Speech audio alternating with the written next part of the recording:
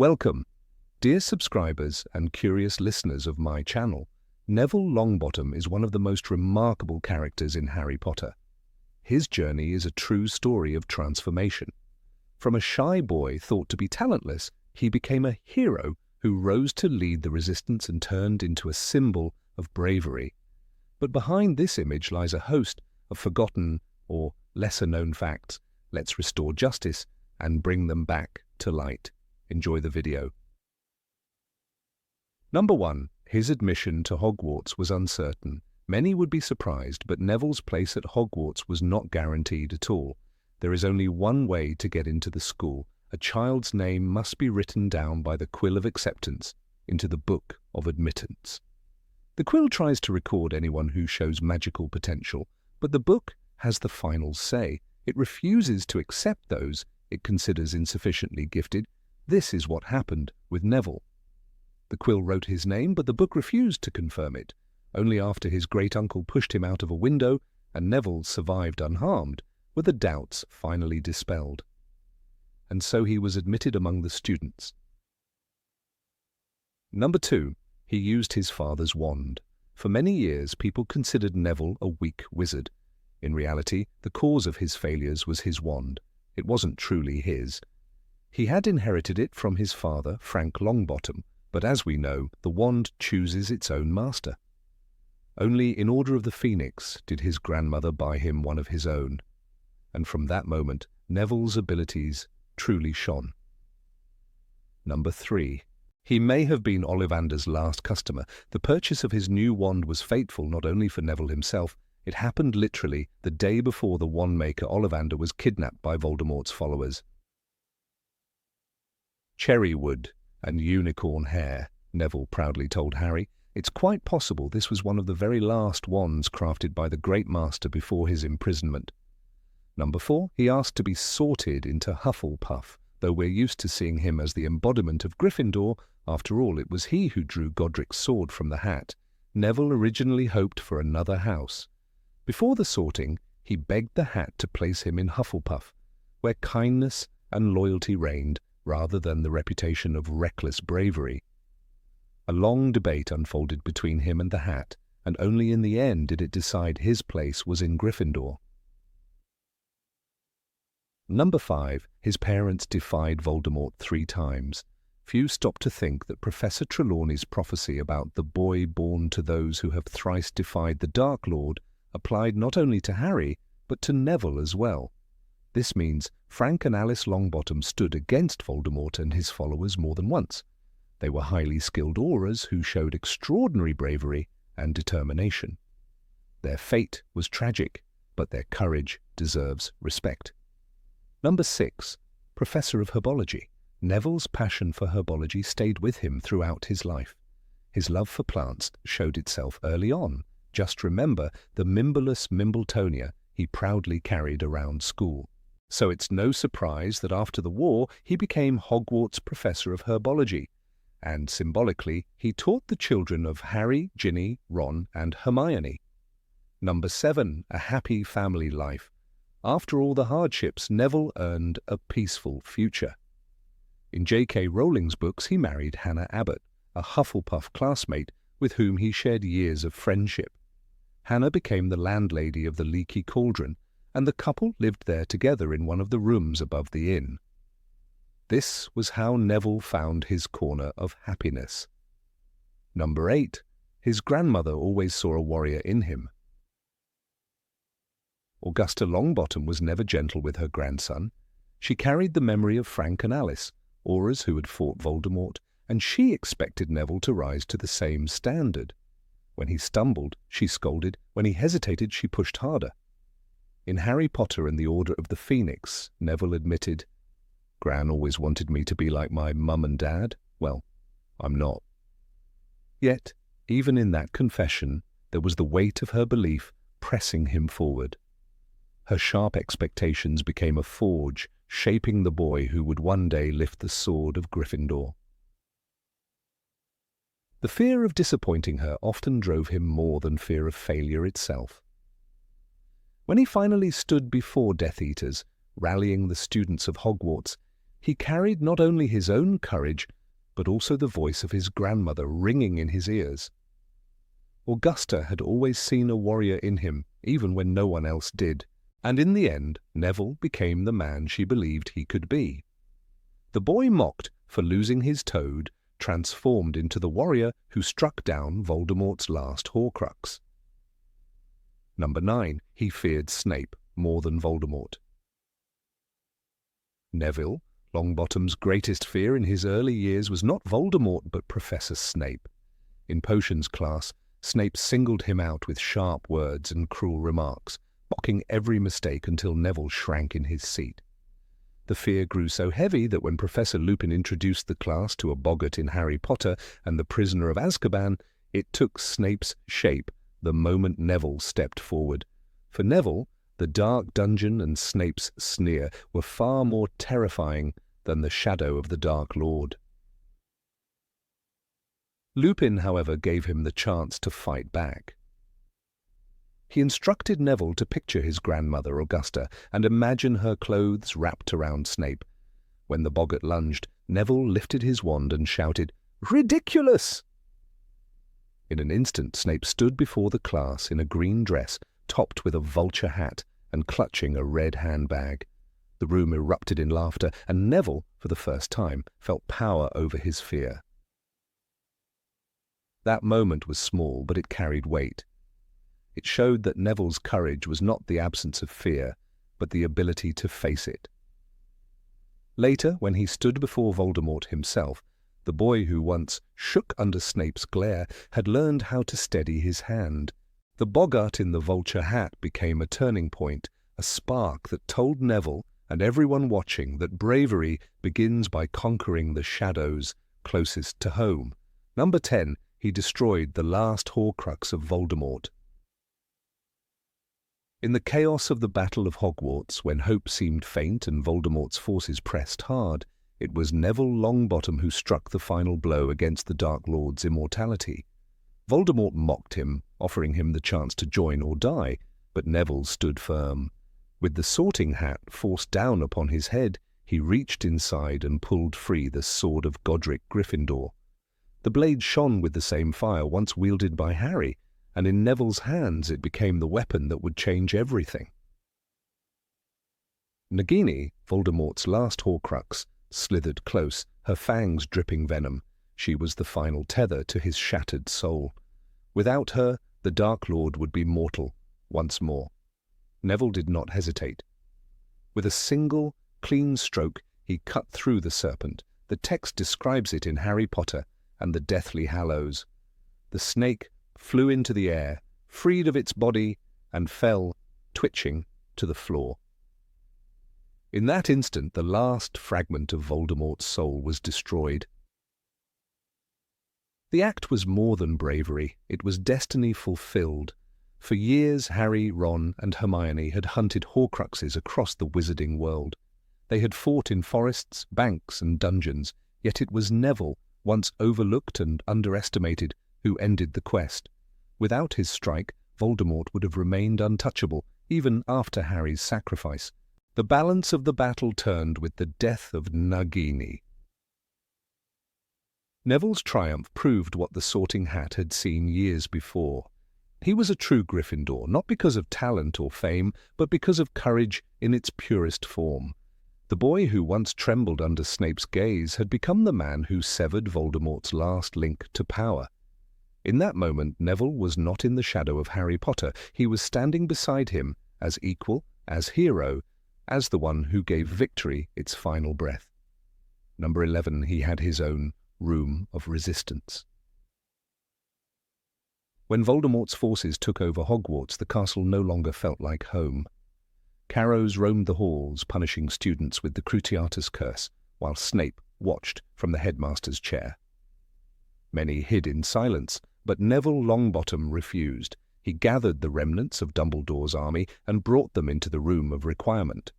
What had once been a hidden classroom became something far greater, a refuge, a headquarters, a home for rebels who refused to bow.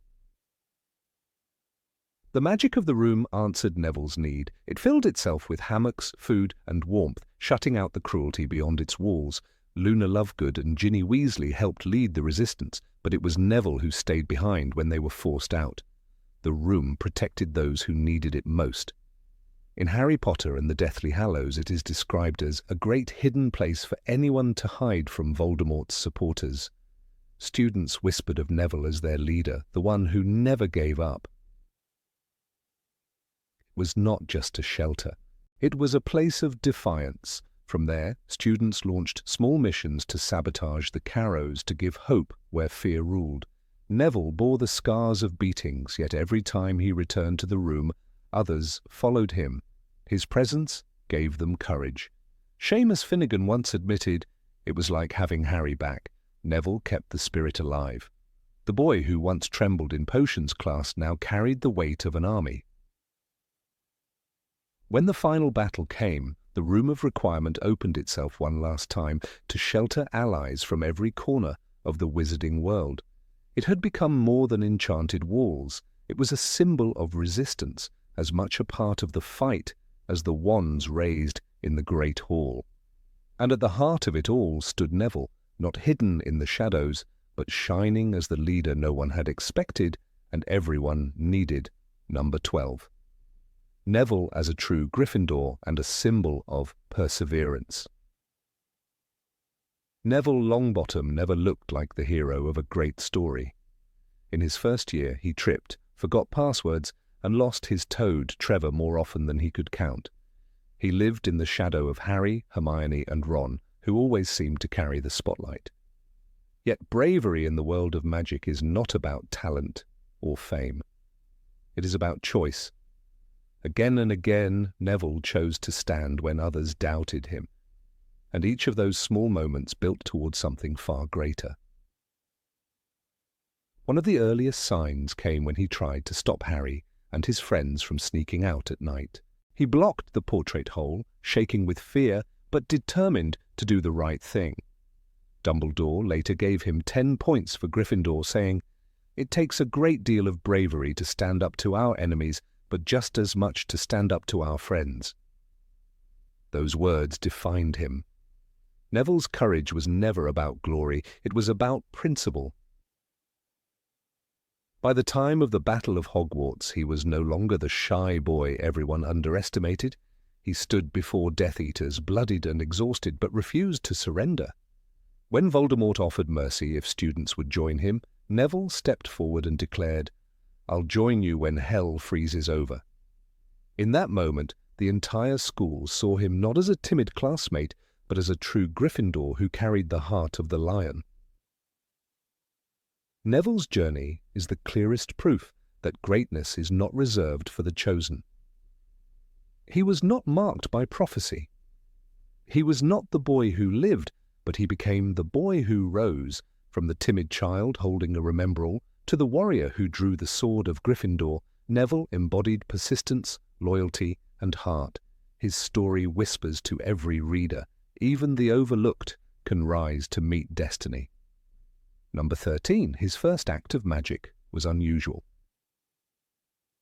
Neville Longbottom's first act of magic was nothing like the playful accidents of other young wizards. Most children changed hair colour, made toys float, or slammed doors by accident. Neville's moment was far more dramatic. His great-uncle Algy, frustrated that Neville showed no signs of being magical, decided on a test that was closer to cruelty than curiosity. He held the boy out of a window and dropped him. To the horror of his family, Neville plummeted, but then bounced softly, landing unharmed on the ground. The story, told later in Harry Potter and the Philosopher's Stone, was not meant to be comic relief. It showed how much doubt surrounded Neville's abilities. Great-uncle Algy kept trying to catch him out, Neville explained nervously to his classmates. For years, he was the boy thought to be a squib, mocked even by his relatives. That one terrifying fall silenced those doubts, proving that magic ran through him even if it had been shy to appear. This strange incident became a symbol of Neville's life. He rarely triumphed in easy, ordinary ways. His victories came when he was pushed into impossible corners. The window and the fall foreshadowed the battles to come, when Neville would stand against Death Eaters, against Voldemort himself, and walk away alive. Just as the child landed unhurt on the grass, the young man would later walk out of the ruins of Hogwarts, scarred but unbroken. The fall also explains why Neville's courage is so different from Harry's or Ron's. His bravery was not loud or reckless. It was the quiet strength of someone who had already been thrown into the void once and discovered he could survive it. The image of that small boy tumbling through the air is forever tied to the man who drew the sword of Gryffindor from the Sorting Hat. Neville's first magic was not just survival, it was a promise of the hero he would become. Number 14. His patronus remains unknown. Neville Longbottom's story is full of growth, courage, and surprises, yet one mystery remains unsolved: his patronus. Unlike Harry, who conjured a powerful stag, or Hermione, who produced an otter, Neville's patronus was never revealed. J.K. Rowling never gave readers this detail, leaving it as a blank page in his story.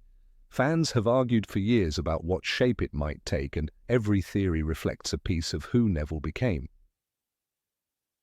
Some imagine it as a lion, linking him to Gryffindor and the bravery he found in himself. Others see it as a badger, the loyal and determined emblem of Hufflepuff, which Neville once begged the Sorting Hat to place him in. But one of the most charming ideas is that it could have been a creature tied to his love of herbology, such as the Mimblus Mimbletonia he carried around in Harry Potter and the Order of the Phoenix. That strange plant, which squirted stink sap when poked, was his pride and joy, and it symbolized how different and resilient he really was.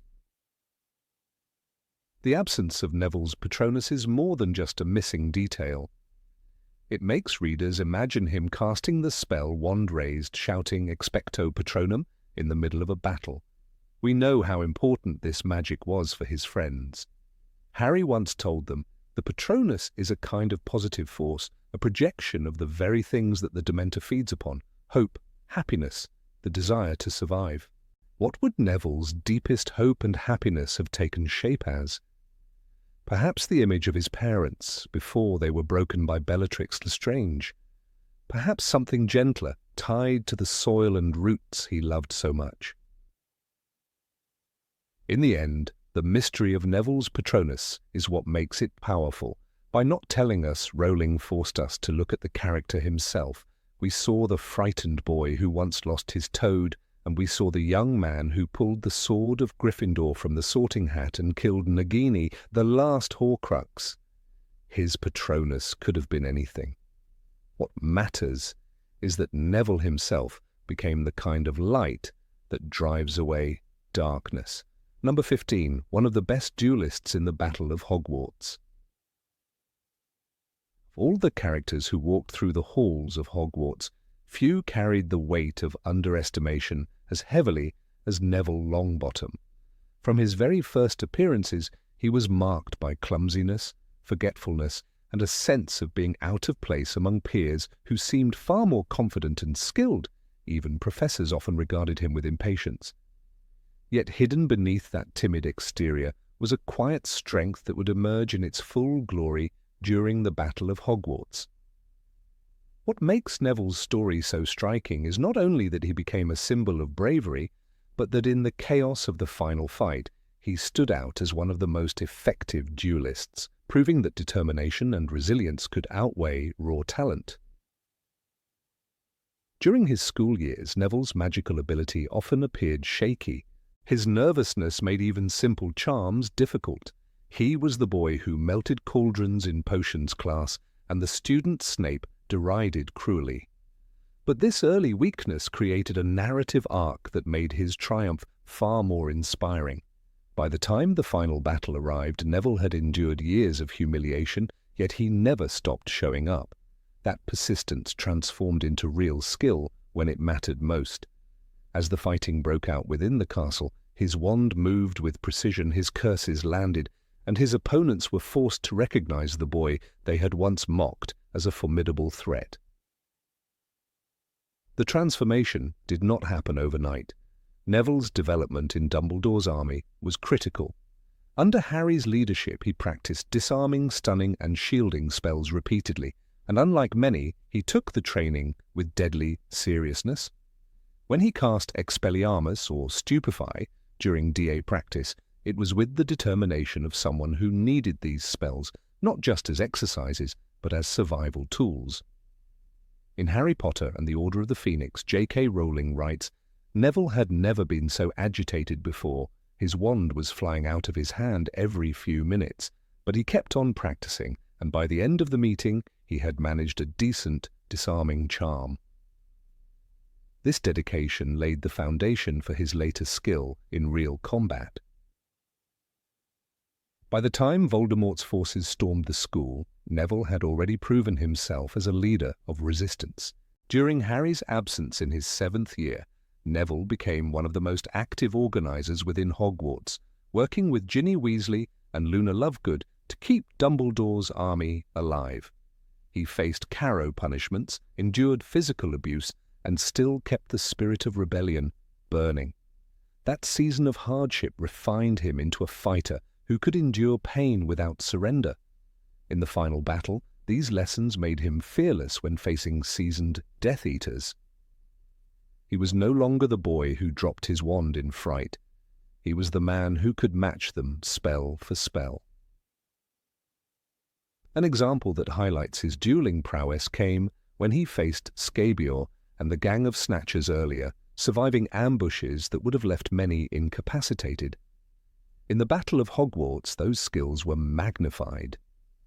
When Death Eaters forced their way into the courtyards, Neville stood among the front lines. His wand work was sharp, defensive spells shielded younger students, and offensive curses struck enemies who underestimated him. His courage echoed the core value of his house, Gryffindor bravery, but it was paired with hard-earned precision. Witnesses recalled him stunning multiple Death Eaters in quick succession, buying precious time for the defenders to regroup.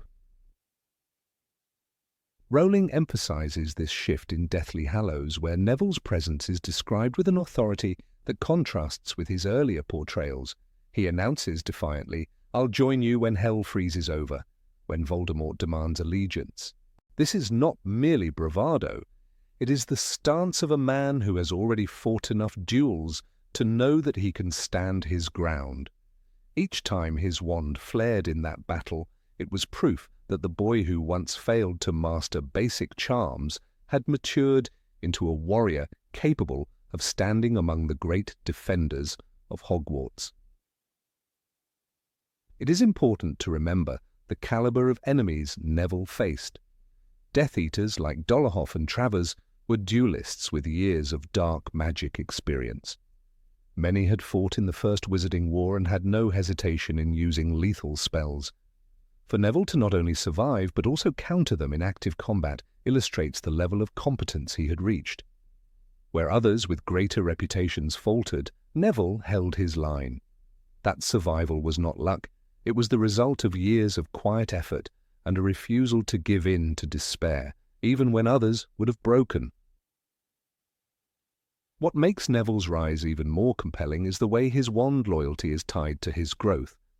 Early on, he used his father's wand, and his magic was often unstable, but after obtaining his own wand, his spell work flourished. By the Battle of Hogwarts, this bond between wizard and wand enhanced his confidence, allowing him to cast with clarity and force. Each duel became not a desperate flail, but a calculated exchange where Neville had both the heart and the technical command to emerge victorious. The defining moment of his dueling career, however, was not simply in holding his own against Death Eaters, but in striking the final symbolic blow of the war. While Harry faced Voldemort directly, it was Neville who severed the head of Nagini with the sword of Gryffindor. The act was not just bravery, it was a testament to his ability to read the battle, to seize opportunity, and to execute under immense pressure. Though the sword was not a wand, that moment crowned his journey as a fighter. Dueling had prepared him for the precision and resolve needed to kill the last Horcrux. Number 16. Neville and Harry as prophecy twins. Of all the characters in the Harry Potter universe, few carry such a quiet yet immense weight as Neville Longbottom, the boy who could so easily have shared Harry's destiny. The prophecy made by Sybil Trelawney spoke not of one child, but of two.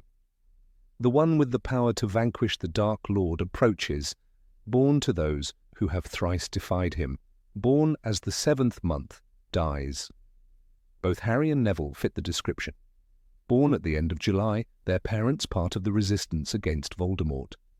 The fateful twist came when Voldemort chose Harry as his rival, sealing Neville into a shadowed parallel. In that single decision, Neville's life was spared a direct assault, yet he carried the invisible weight of what could have been a twin to Harry's path, a double of destiny hidden in plain sight.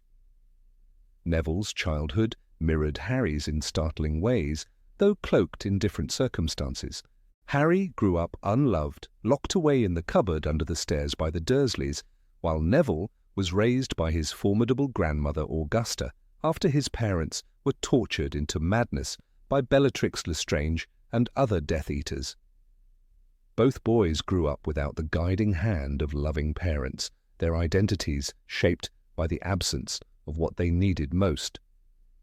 Neville was constantly told he did not measure up, whispered about by relatives who thought he lacked magical talent. He later admitted, "I'm almost a squib," an admission of how little faith others had in him.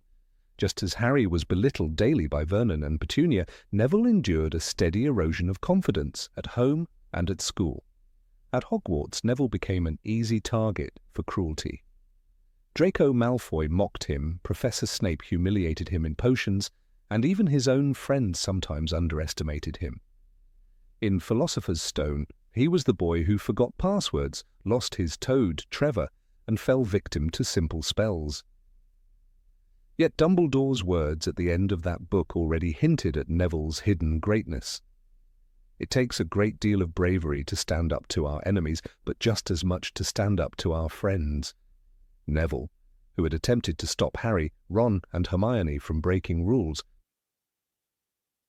earned Gryffindor crucial points. This act foreshadowed the courage waiting inside him, the same courage that would one day see him face the embodiment of terror itself. What is striking is how Voldemort's choice created two destinies in parallel. Had Voldemort targeted Neville instead, it might have been Neville marked as the chosen one. His parents would likely have died, and perhaps he too would have been left scarred.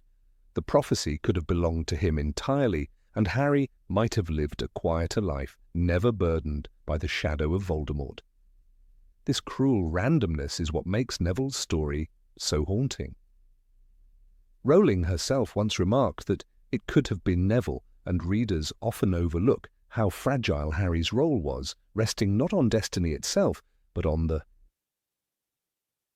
choice of the Dark Lord. Neville and Harry were mirrors in waiting, one thrust into legend, the other into obscurity, yet walking side by side through the same dark forest. The connection between the two deepened during their years at school. Harry was the celebrated seeker, admired for his talent and bravery, but beneath the glory lay a boy carrying scars of loss. Neville, awkward and clumsy, carried his own invisible scars, visiting his parents in St. Mungo's and witnessing their hollow existence. The heartbreaking scene in Order of the Phoenix, where Harry, Ron, Hermione and Ginny see Neville with his mother, shows the depth of his pain. His mother, Alice Longbottom, hands him a bubblegum wrapper, her broken mind unable to give more. Neville, embarrassed yet fiercely loyal, pockets. In that moment, Harry recognizes the shared bond of loss between them. Both are children of war, both shaped by Voldemort's cruelty, though in different ways. The trials of adolescence only strengthened Neville's parallel journey. While Harry bore the expectations of the wizarding world, Neville bore the constant disappointment of his grandmother and peers. Yet within these humiliations lay the spark of defiance.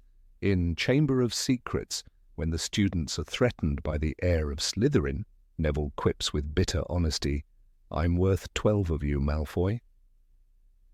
His words, though mocked, reveal a boy slowly awakening to his inner worth. Like Harry, Neville did not seek attention. He sought only to prove that he, too, belonged in Gryffindor. Courage was his inheritance, though. Hidden beneath layers of self-doubt. It is perhaps no coincidence that Neville's most defining moments often happened in the same spaces as Harry's.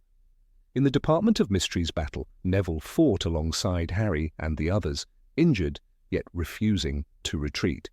His wand snapped, his nose broken, he still pressed on.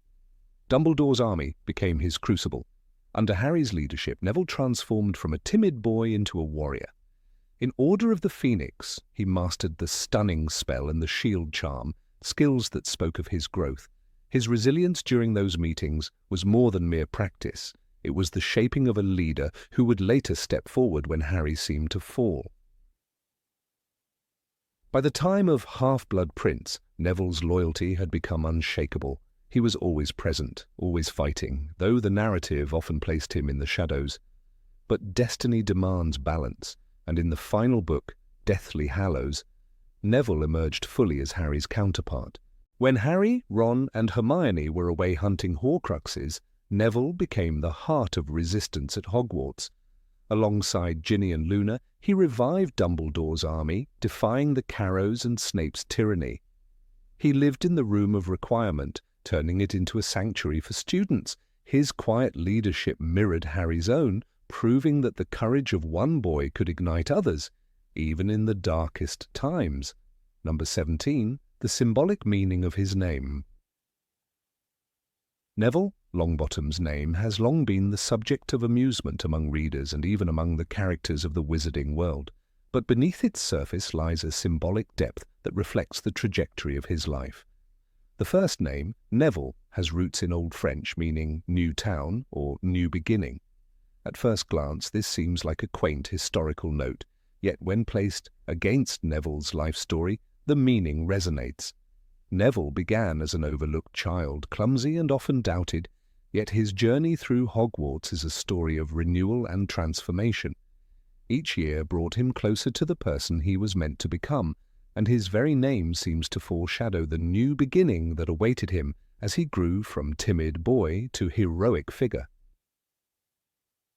His surname, Longbottom, often drew laughter from classmates and readers alike, but its symbolism is no less striking. The literal translation of bottom implies being at the lowest point, and Neville was frequently considered at the bottom of the hierarchy among Gryffindors, mocked for his forgetfulness and lack of confidence.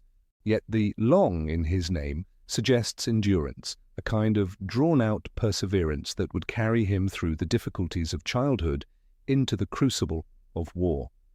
The boy who was once at the bottom of his class would slowly climb higher, proving that persistence could lead to triumph. The name becomes a paradox, one who begins low, yet endures long enough to rise above. This duality captures Neville perfectly. Consider Neville's earliest appearances in the story. In Harry Potter and the Philosopher's Stone, he is introduced as a nervous boy who loses his toad, Trevor, on the train. Later, he struggles with simple spells, falling behind his peers. His vulnerability is underlined when Draco Malfoy tricks him with the Remembrall, a scene that highlights how he was often the butt of jokes.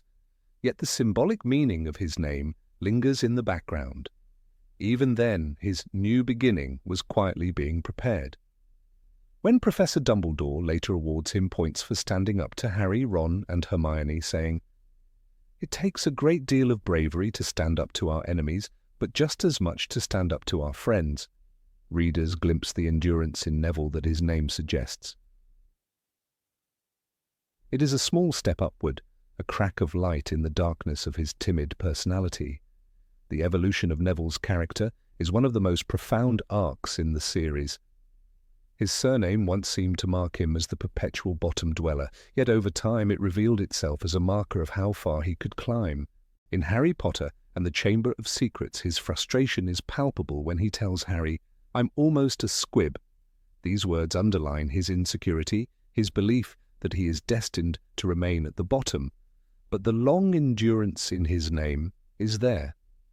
It foreshadows that he will withstand years of failure and ridicule, and in the end he will rise when others fall. His bottom was not a place of permanent shame, but the foundation from which he would build upward. The prophecy surrounding Voldemort only deepens the meaning of his name. In Harry Potter and the Order of the Phoenix, readers learn that Neville, like Harry, could have been the chosen one. His parents, Frank and Alice Longbottom, were tortured into insanity by Bellatrix Lestrange, and Neville grew up under the shadow of their fate.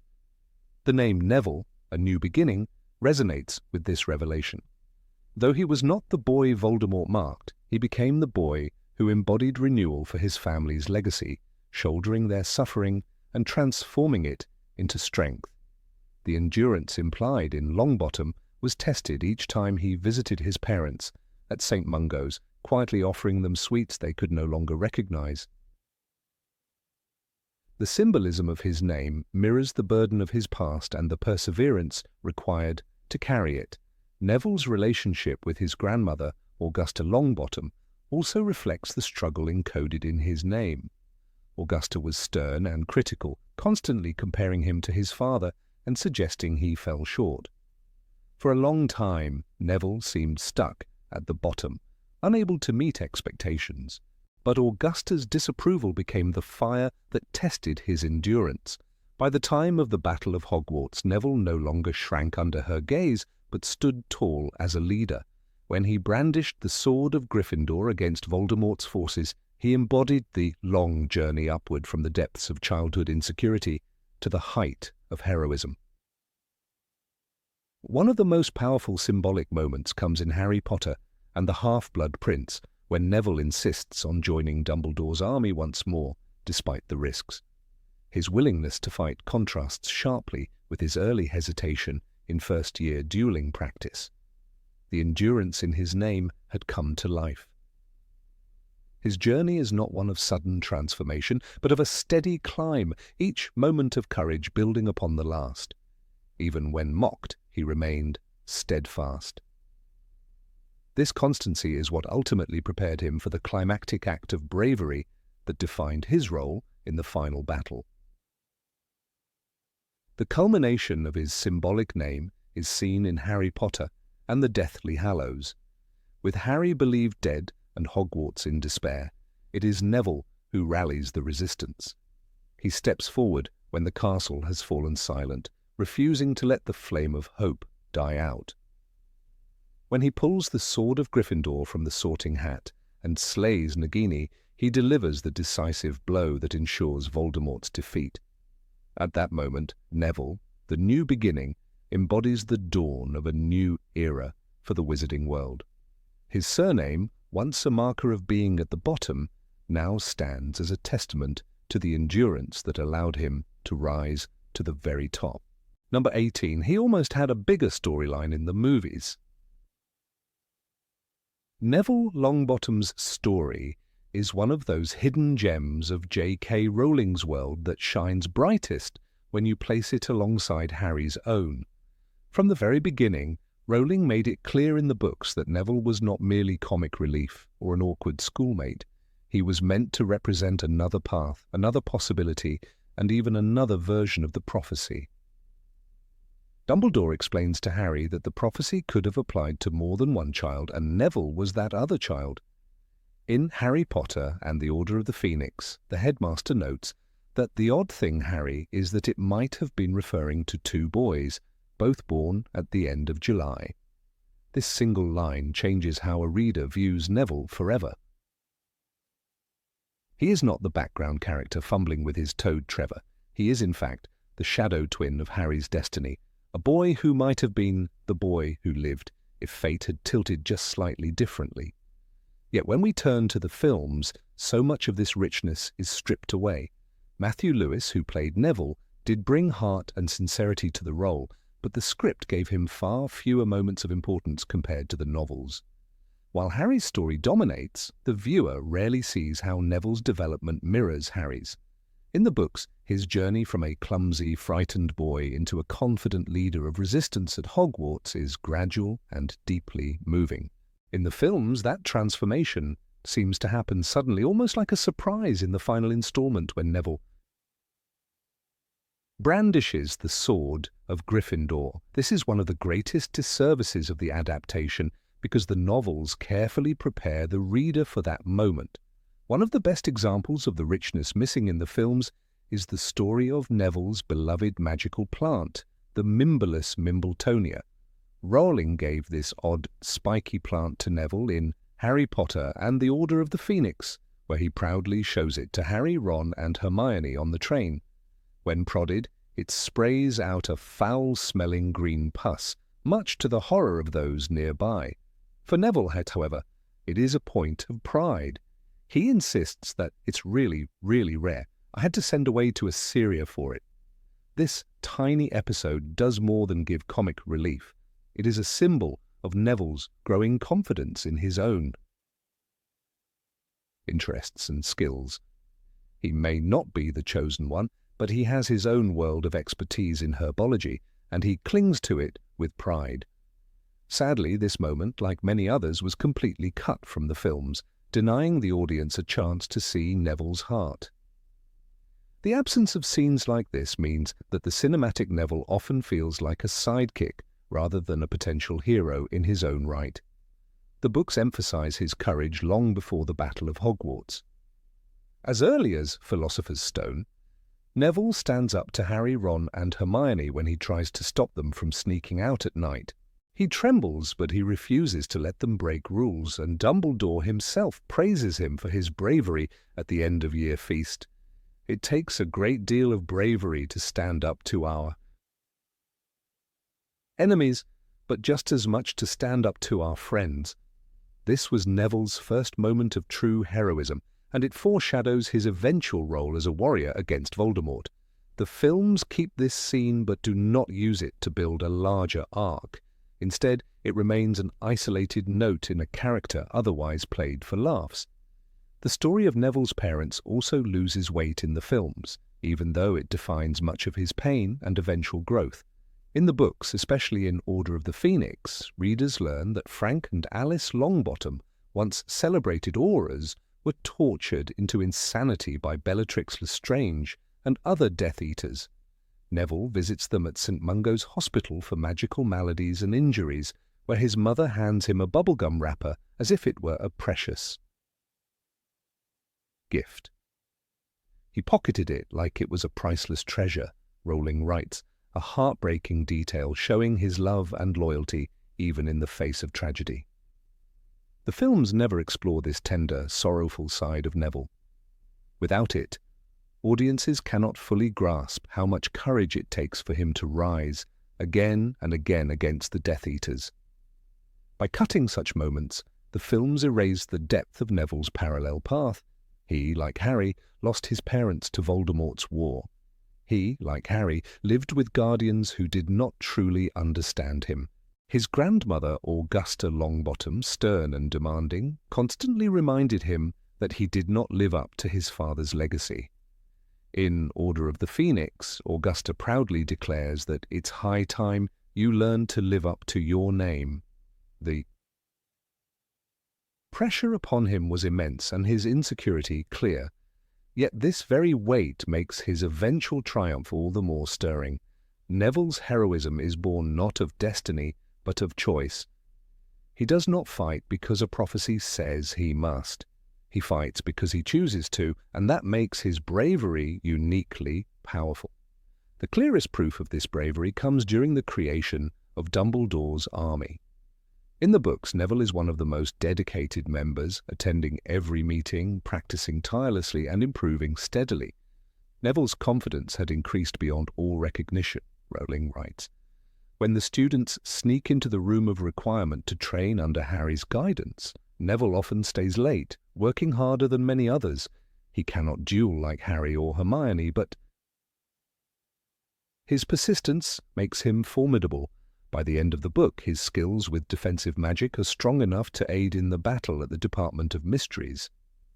The films acknowledge Dumbledore's army, but fail to highlight Neville's personal growth within it, missing the chance to foreshadow his ultimate confrontation with Voldemort's forces. The Department of Mysteries itself shows how important Neville truly is. In the book, when Harry's friends battle the Death Eaters, Neville fights by his side even after breaking his nose. Rowling notes that his spells are clumsy, his words muffled by blood, yet he refuses to stop fighting. Neville fought on, feebly swinging his wand with every ounce of his strength. This moment makes clear that Neville's courage is not polished or elegant, but raw and unyielding. The films largely minimize this aspect, showing him present but not giving him the spotlight he deserves. Yet for readers, this is the point when Neville begins to step firmly into the role of warrior. The sixth book, Half-Blood Prince, continues this thread by showing how Neville's academic struggles never define him completely. While Harry, Ron, and Hermione become absorbed in Slughorn's parties and the mysteries of Horcruxes, Neville continues to devote himself to herbology. His place in the story is quieter, but Rowling does not let him disappear. His persistence is a reminder that not every form of strength comes with flashy victories. Some come through patience, loyalty, and the determination to stay present even when overlooked. Again, the films compress this, giving Neville only a handful of lines and erasing the quiet build of his inner power. The true transformation arrives in Deathly Hallows. While Harry, Ron, and Hermione are on the run, Neville remains at Hogwarts, where he rises as a leader of rebellion. Under the reign of the Carrows, who spread fear and cruelty throughout the school, Neville refuses to back down. He transforms the Room of Requirement into a sanctuary, a hidden fortress where students can escape punishment and regroup. The Room of Requirement became the headquarters of the Resistance, Rowling writes, and Neville is at the center of it all. This is the culmination of his journey, the once timid boy now commanding loyalty and inspiring hope. The films touch on this, but again, the depth of his leadership is compressed, so the weight of his final moment does not resonate as strongly as it could. And then comes the sword. In the final battle, when Voldemort seems invincible and Harry lies still as if dead, Neville steps forward. In the book, he defies Voldemort himself, refusing to join him. "I'll join you when hell freezes over," he shouts, his words echoing the bravery of his parents. Then, in one breathtaking instant, the sword of Gryffindor appears in the sorting hat, and Neville seizes it. With a single strike, he decapitates Nagini, Voldemort's last Horcrux. That blow weakens the Dark Lord so that Harry can finish the fight. Rowling carefully chose Neville for this role because it completes his arc. The boy mocked for his clumsiness becomes the one who delivers the most decisive strike against evil. In the films, Matthew Lewis plays this moment with genuine courage, and the visual of him pulling the sword and cutting down Nagini is iconic. Yet for those who know the books, it feels almost like a sudden burst of glory with little build-up. Without the years of growth, heartbreak, and persistence, the cinematic audience cannot fully understand why this victory matters so deeply. Neville is not a side note. He is the other possibility, the other path destiny might have taken. The books remind us of this constantly, but the films allow it to slip into the shadows. What remains is a sense of lost potential. Neville's story, in its full literary form, teaches that heroism is not reserved for those marked by prophecy or chosen by fate. It belongs equally to those who endure hardship, rise after failure, and refuse to give up even when underestimated. The films give us a glimpse of this message, but shy away from exploring it with the fullness Rowling intended. That is why so many fans who first discovered Neville through the movies are astonished when they later read the books. They realize, almost with a jolt, that this shy boy was never just comic relief. He was always meant to stand shoulder to shoulder with Harry. Even Rowling herself emphasized that Neville's story runs parallel to Harry's. His journey is one of choice, resilience, and quiet strength. Without him, the defeat of Voldemort would have been impossible. Without him, the theme of courage in ordinary people would not have shone so brightly. And so while the films gave us a single great moment with the sword, the books gave us the full arc of a boy who could have been the chosen one, but who became a hero in a way that was uniquely his own. Number 19. His grandmother was prouder than anyone else. Of all the characters in J.K. Rowling's Harry Potter series, few embody the theme of quiet resilience more than Neville Longbottom. His journey from a clumsy, insecure boy to a courageous hero is one of the most touching arcs in the story. Yet behind this transformation lies a detail many readers overlook: the unwavering presence of his grandmother, Augusta Longbottom. She was strict, demanding, and rarely affectionate in the traditional sense, but her pride in Neville became one of the driving forces that shaped him. One of the most striking moments occurs after the battle at the Department of Mysteries in Harry Potter and the Order of the Phoenix. For the first time, Augusta openly acknowledges Neville's growth by giving him a gift that symbolizes trust and respect, a new wand of his own, replacing the one he had inherited from his father. Neville's story is unique because it begins in the shadow of tragedy. His parents, Frank and Alice Longbottom, had been renowned aurors who defied Voldemort and paid a terrible price. Tortured into madness by Bellatrix Lestrange and her fellow Death Eaters, they were left permanently incapacitated in St. Mungo's Hospital. Augusta Longbottom raised her grandson under the heavy burden of these expectations. She often reminded him of the bravery of his parents, and in doing so, made him feel inadequate. This pressure is reflected in Neville's own words in the Philosopher's Stone when he struggles with simple spells and admits to feeling embarrassed. His clumsiness in class and his inability to meet Augusta's standards seemed to reinforce her doubts. But this was not the whole story. Augusta's sharp tongue concealed an enduring pride in her grandson, a pride that only came to the surface when Neville finally proved himself. The first true glimpse of Neville's inner strength came much earlier, in the Philosopher's Stone. Dumbledore awarded him 10 points for standing up to Harry, Ron, and Hermione, telling him that it takes a great deal of bravery to stand up to one's friends. This moment foreshadowed his future role as a symbol of courage, yet it is significant that Augusta was not present to see this. The boy who constantly feared letting her down was quietly demonstrating qualities that would one day define him. He just needed someone to recognize them. For years, Neville continued to stumble through lessons, often mocked by Draco Malfoy or even pitied by his classmates.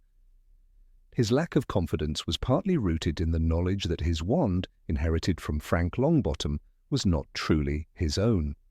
Ollivander had explained in The Philosopher's Stone that the wand chooses the wizard. Neville had never been chosen. He was living with borrowed magic, both literally and figuratively. The Department of Mysteries changed everything. In Order of the Phoenix, Neville fought alongside Harry, Hermione, Ron, Ginny, and Luna against the Death Eaters. Despite breaking his nose and having his wand destroyed, he refused to back down. Rowling describes how Neville, with his face streaming with blood, still clung to Harry's arm and declared, "We'll all be killed in the end, or worse, expelled." His determination was raw and undeniable. For the first time, he stood shoulder to shoulder with his peers as an equal, not as the bumbling classmate everyone overlooked. This moment, though chaotic and violent, marked the breaking of his shell. The destruction of Frank Longbottom's wand was symbolically crucial. The weight of living in his father's shadow was lifted, opening the door for Neville to step into his own destiny. It was Augusta's reaction afterward that revealed her true feelings. Instead of scolding him for losing his father's wand, she bought Neville a new one. This act was profoundly significant. For years, she had clung to the memory of her son through his wand, expecting Neville to carry it as proof of his worthiness. By replacing it, Augusta finally acknowledged that Neville should no longer be measured against Frank, but valued for who he was. In Half-Blood Prince, Neville is described as proudly carrying his new wand. For the first time, his magic responded to him with confidence.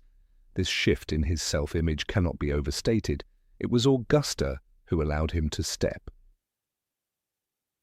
out from under the shadow of the past, even if she had taken years to arrive at this point. One detail often missed is Augusta's famous remark that Neville was becoming more like his father. This statement, made after the Department of Mysteries, was not just a compliment, it was the culmination of years of tension. To Neville, hearing that he was finally being compared positively to the man he admired most was life-changing. He had grown up visiting his parents in St. Mungo's, leaving wrappers of Drooble's best-blowing gum on their nightstands because they no longer recognized him. He carried the pain of knowing they could not speak or tell him they were proud. Augusta's words filled that void, offering the validation he had yearned for all his life. It was as if the Longbottom family, once broken, had finally embraced him as its worthy heir. This turning point resonates in Neville's actions in the final book. In Deathly Hallows, he becomes the leader of Dumbledore's army at Hogwarts during the Carrow's reign of terror. When Harry, Ron and Hermione return to the castle, they find Neville transformed into a resistance fighter, scarred but unbroken. His bravery in leading the rebellion was not an accident. It was the culmination of years of quiet growth, fueled by the pride his grandmother had finally expressed. When Augusta hears of his leadership, she is reported to have been overjoyed, even sending word that she is proud to be his grandmother. For the stern witch, who had once doubted him, this was a complete reversal. Augusta's recognition became the still final piece that allowed Neville to stand tall and fulfill his destiny. The symbolism of the new wand cannot be ignored. Wands in Rowling's universe are deeply personal, an extension of a wizard's identity. Neville's first wand had been a relic of the past, a constant reminder that he was not his father. With the new wand, his magic flourished. He performed spells with greater ease, and his confidence grew. This was not just a matter of skill, it was psychological. For the first time, Neville believed in himself. Readers often remember the dramatic beheading of Nagini, Voldemort's final Horcrux, as Neville's crowning moment of glory. But that act of bravery was only possible because Augusta, years earlier, had chosen to invest in him with a simple but meaningful gesture. The complexity of Augusta's character is also worth noting. She was not warm in the traditional sense. She criticized Neville, pushed him hard, and even embarrassed him in front of others. Yet her love was fierce and rooted in the Longbottom family legacy. In many ways, she mirrored the harsh realities of war, demanding, unyielding, but ultimately devoted. Her pride in Neville was always there, hidden beneath the surface, waiting for the right moment to emerge. When it did, it altered Neville's path forever. It demonstrates a larger theme in the series. Love and support do not always appear in obvious forms, but they have the power to shape destinies. Neville's journey also highlights the idea that heroism is not innate, but forged through struggle and recognition. Unlike Harry, who bore the burden of prophecy, Neville's rise was slow, uncertain, and filled with failure. His grandmother's eventual pride validated his persistence. It is telling that Rowling once revealed in interviews that Neville could have been the chosen one. Though fate selected Harry, Neville's growth proved that he was every bit as worthy of the title. The recognition from Augusta, a woman who had spent years doubting him, was perhaps more valuable than any prophecy. When we revisit Neville's story with this perspective, the Department of Mysteries becomes not just a battle, but a family turning point. It was the moment when Augusta stopped seeing Neville as a child who fell short of Frank's brilliance and began seeing him as a man who embodied it in his own way. Her decision to buy him a wand was symbolic of cutting ties with the past and investing in the future. Neville's path from that point forward was clear. He became not just a competent wizard, but one of the bravest figures of his generation. His growth was a testament to the power of recognition and pride, even when it came late. The arc between Neville and Augusta is one of the most human aspects of the Harry Potter series. Many readers relate to the weight of expectations placed upon them by family and the desire to prove themselves. Neville's story shows that even delayed pride and support can transform a life. The stern witch who once embarrassed her grandson in front of his peers ultimately became the voice that propelled him forward. Her words and actions lingered with him until the final battle, where he stood among the greatest heroes of Hogwarts. It is fitting that Neville's ultimate triumph in Deathly Hallows, slaying Nagini with the sword of Gryffindor, was a moment of recognition not only from the wizarding world, but from his family legacy. The boy who once could not remember the password to Gryffindor Tower had grown into the man who delivered the decisive blow in Voldemort's defeat. Behind him stood Augusta, the grandmother who had finally told him he was worthy. Readers may remember Harry, Hermione, and Ron as the central trio, but Neville's story, shaped by Augusta's pride, stands as one of the series' most powerful testaments to growth, resilience, and the profound impact of family. Number 20, his favorite place at Hogwarts was the greenhouse. Neville Longbottom never sought out the spotlight, and yet his story shines brighter than many. While other students at Hogwarts found their comfort in the library's towering shelves or the high towers of their houses, Neville discovered his sanctuary in the humid, fragrant air of the greenhouses. These sprawling glass structures, hidden on the grounds near the edge of the forbidden forest, were where he felt most at home. Within their walls, he was not the clumsy boy who constantly misplaced his toad Trevor or stumbled during charms. Instead, he was someone who understood the heartbeat of life itself, who knew that roots and soil could reveal truths just as profound as any spell. From the very beginning, Neville displayed a natural affinity for herbology. Professor Sprout quickly noticed how he lit up whenever she guided the class through lessons about magical plants.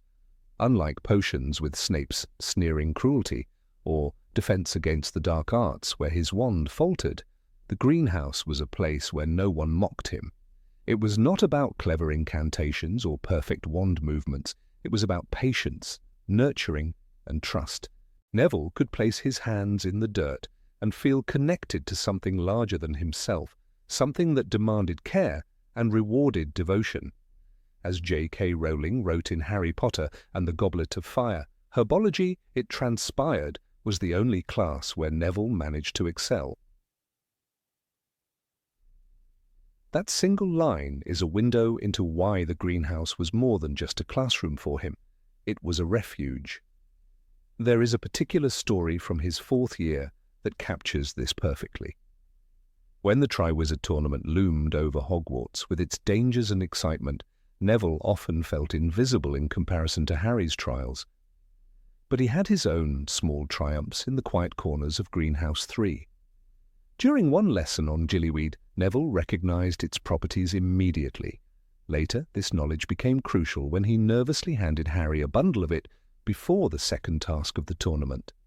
That gift, small and unassuming, gave Harry the means to breathe underwater and save his friends. Neville had not performed a daring spell or faced dragons, but he had provided wisdom rooted in his love for plants. It was proof that the greenhouse was not simply Neville's retreat. It was a source of power that shaped destinies. The warmth of the greenhouse also shielded Neville from the sting of inadequacy. In Gryffindor Tower, he often felt overshadowed by Harry, Ron, and Hermione. In the Great Hall, his forgetfulness sometimes led to laughter at his expense. Yet among the rows of flutterby bushes, Mimbolus, Mimbletoниas, and devil's snares, no one demanded heroics or brilliance. The plants asked only for gentle hands and time, and Neville gave both freely. It is no wonder that his favourite place in Hogwarts was not a grand hall or a secret passageway, but that glass house filled with damp earth and the promise of growth. The greenhouse represented what Hogwarts was meant to be, a place where every student could find their strength, even if it was not most obvious one. When Professor Sprout needed an assistant, Neville was always the first to volunteer. He stayed after class to repot mandrakes, even when their shrill cries made others wince. He carefully pruned shrivel figs until their juices gleamed. He studied the movement of vines, the way leaves curled towards sunlight. Sprout, recognizing this devotion, encouraged him quietly, often praising his observations when others ignored them. It was a mentorship that gave Neville confidence. For him, the greenhouse was not only a sanctuary, but also a workshop of identity, where he learned that clumsiness in one area did not mean failure in life. In nurturing plants, Neville nurtured himself.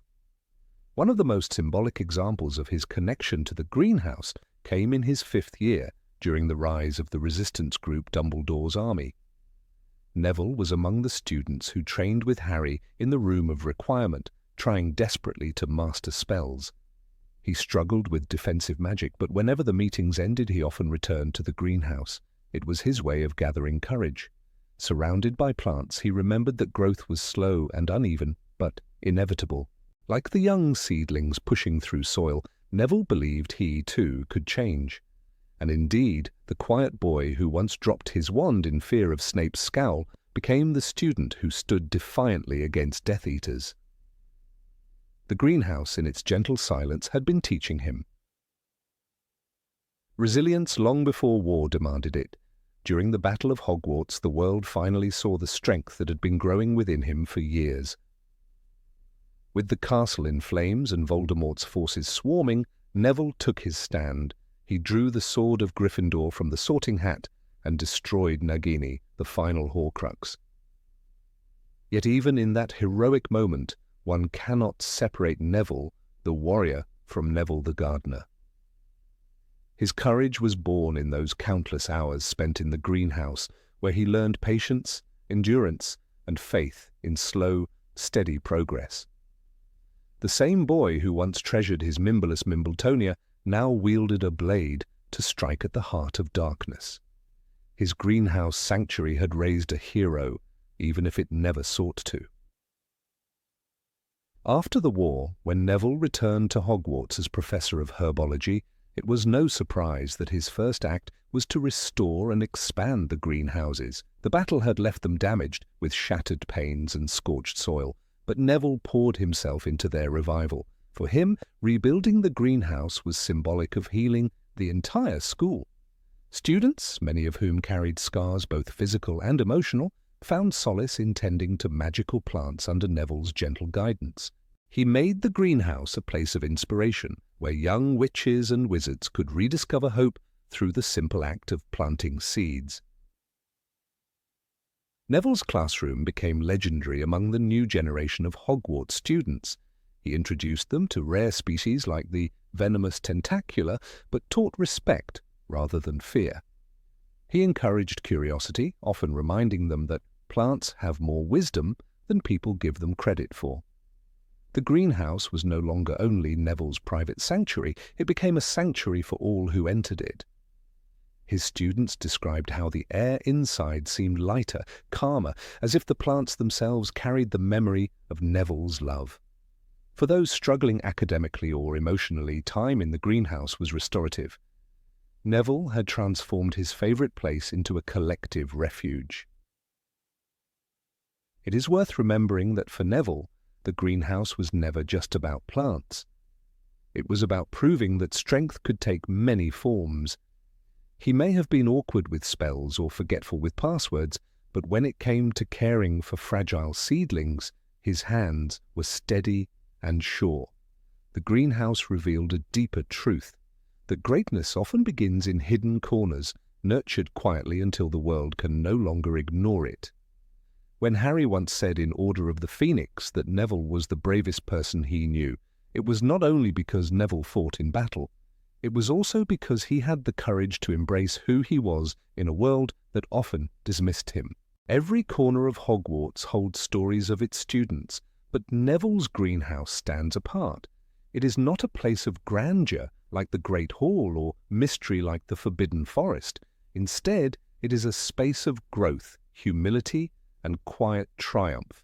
Imagine Neville walking through its aisles at dusk, the fading light streaming through glass, illuminating rows of magical plants. For him, this was never simply a hobby, it was a lifeline, a reminder that life could thrive even in darkness, that resilience mattered more than brilliance. The greenhouse whispered lessons that textbooks could not, and Neville listened. Even today, in the stories passed down among students, the greenhouse remains linked to his name. Young witches and wizards recall how Professor Longbottom knelt beside them, showing how to trim leaves or repot seedlings, his hands covered in soil, but his smile warm. They remember how he told them that mistakes were part of learning, whether with spells or plants. The greenhouse carried echoes of his younger self, the boy who once found shelter there. By teaching in that space, he honored the boy he had been and ensured that no student would feel as lost as he once did. The image of Neville in the greenhouse is a powerful reminder that one's greatest strength often emerges in unexpected places. For him, it was not the Quidditch pitch, the library, or the dueling chamber.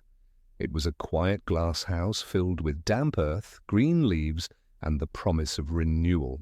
And from that sanctuary grew not only magical plants, but also a hero, a teacher, and a man who inspired generations. The greenhouse was Neville's home in Hogwarts, and in truth, it became his legacy. Number 21, he had a talent for making friends in unexpected places. Neville Longbottom was never meant to be the obvious hero of the story, at least not in the eyes of his peers. He stumbled in class, lost his toad, Trevor more times than anyone could count, and trembled before Professor Snape's cold stare. Yet behind this awkward surface, there was a quiet resilience, a seed of loyalty that would one day grow into something remarkable. The trait that set him apart was not brilliance in spells or boldness in danger, but a simple, underestimated gift, the ability to connect with people who might otherwise remain unnoticed or forgotten. He found friends where others did not even look, and that gift shaped the destiny of Hogwarts as much as any sword or spell. His bond with Sirius Black was one of those surprising connections that often goes overlooked. Harry's godfather was a man marked by tragedy and rebellion, living as both a fugitive and a symbol of defiance. Sirius had little patience for most students, and yet Neville managed to win his respect. It was not through dazzling courage or sharp wit, but through a sincerity that Sirius recognized. When Neville clumsily fought at the Department of Mysteries, Sirius saw not incompetence, but bravery. He remarked once, with a wry sort of pride, that Neville was there when it mattered. That was enough. Sirius valued loyalty above all, and Neville embodied it in its purest form. Their bond was not loud or obvious, but in that silence lay an understanding between a man hardened by Azkaban and a boy who knew what it meant to live in the shadow of loss. Another unexpected friendship came in the form of Luna Lovegood, the eccentric Ravenclaw who saw the world through a lens no one else dared to use. Where others mocked her for speaking of Nargles and crumple-horned Snorkax, Neville listened. He did not laugh at her strange beliefs because he understood what it was like to be laughed at. Luna, in turn, respected Neville's courage even when he doubted himself. Their companionship during the meetings of Dumbledore's army was not merely about practicing spells, but about seeing each other as equals. As Luna said in Harry Potter and the Order of the Phoenix, "We're all still here, alive, and that's worth a lot." Neville carried that line with him because it reflected the quiet bond they shared, strength through mutual respect rather than popularity. This ability to draw people in came to its peak when Dumbledore's army formed in secret. While Harry, Hermione and Ron were natural leaders, Neville's role was more subtle but no less important. He was the glue that kept the group together when fear threatened to break it apart. Many students who were not part of the inner circle felt closer to Neville than to Harry because Neville's insecurities made him more approachable. He practiced longer than anyone, stumbled more often, and yet always stood back up. As a result, when he succeeded, others felt that they could succeed too. His triumphs were shared victories, proof that ordinary students could rise to extraordinary challenges.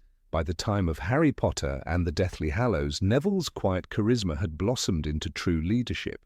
With Harry absent, Hogwarts fell under the iron rule of the Carrows, Death Eaters, who delighted in cruelty. Students who resisted needed a leader, but not just any leader. They needed someone who could be trusted, someone whose honesty could not be shaken. That someone was Neville. He created secret tunnels through the Room of Requirement, offered refuge to the frightened, and encouraged the broken. It was his ability to inspire that mattered most. As J.K. Rowling writes, Neville became a symbol of resistance. His transformation was not sudden, it was the natural unfolding of the gift he had always possessed. One particular act cemented Neville's role as the unexpected heart of the resistance. When the Carrows tried to break the student spirit, Neville openly defied them.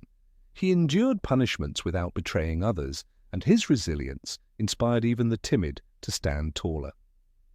Seamus Finnegan, often reckless but never known for steadiness, once said that Neville never backed down. That remark, brief as it was, reflected the trust he had earned. Students who once saw Neville as clumsy began to see him as courageous. The loyalty of others was not demanded. It was given freely because Neville had already proven that he would never abandon them. It is worth remembering that Neville's ability to connect with people was rooted in his own pain. Raised by his grandmother after his parents were tortured into madness, he carried a weight few of his peers could imagine.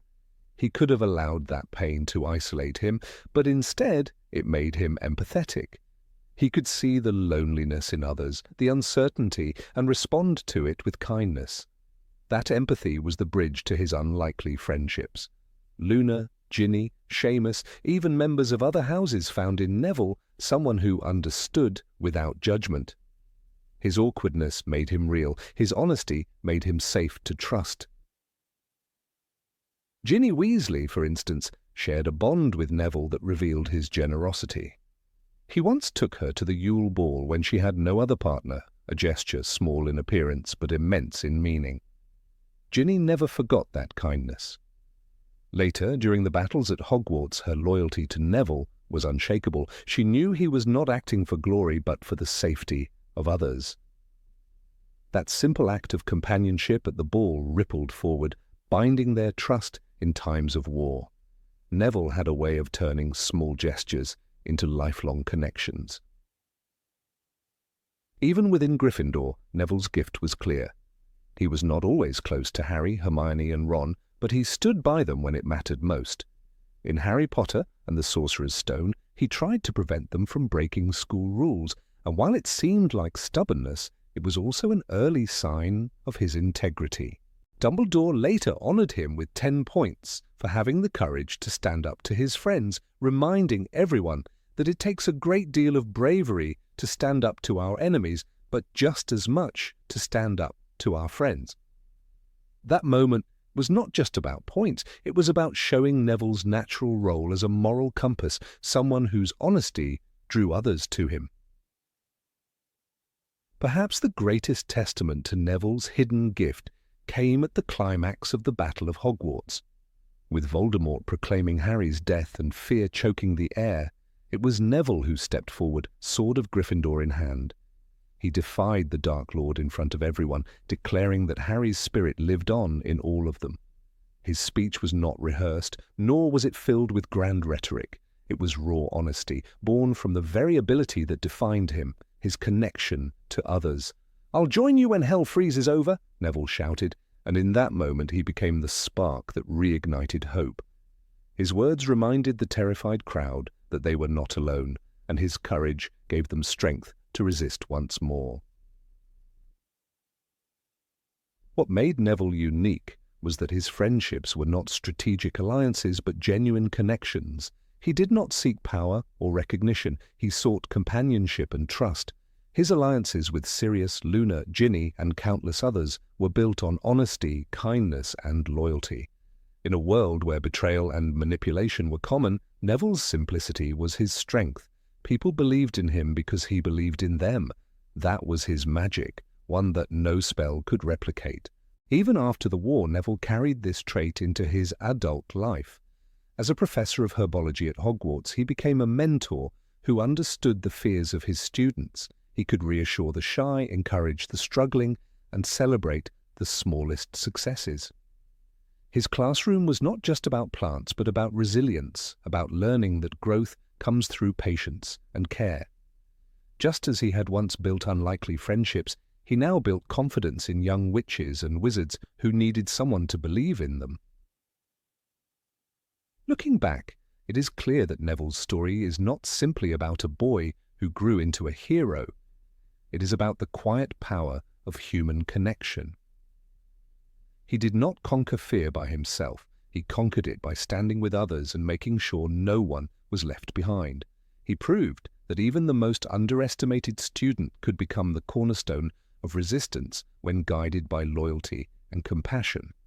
His friendships were not background details, they were the foundation of his strength.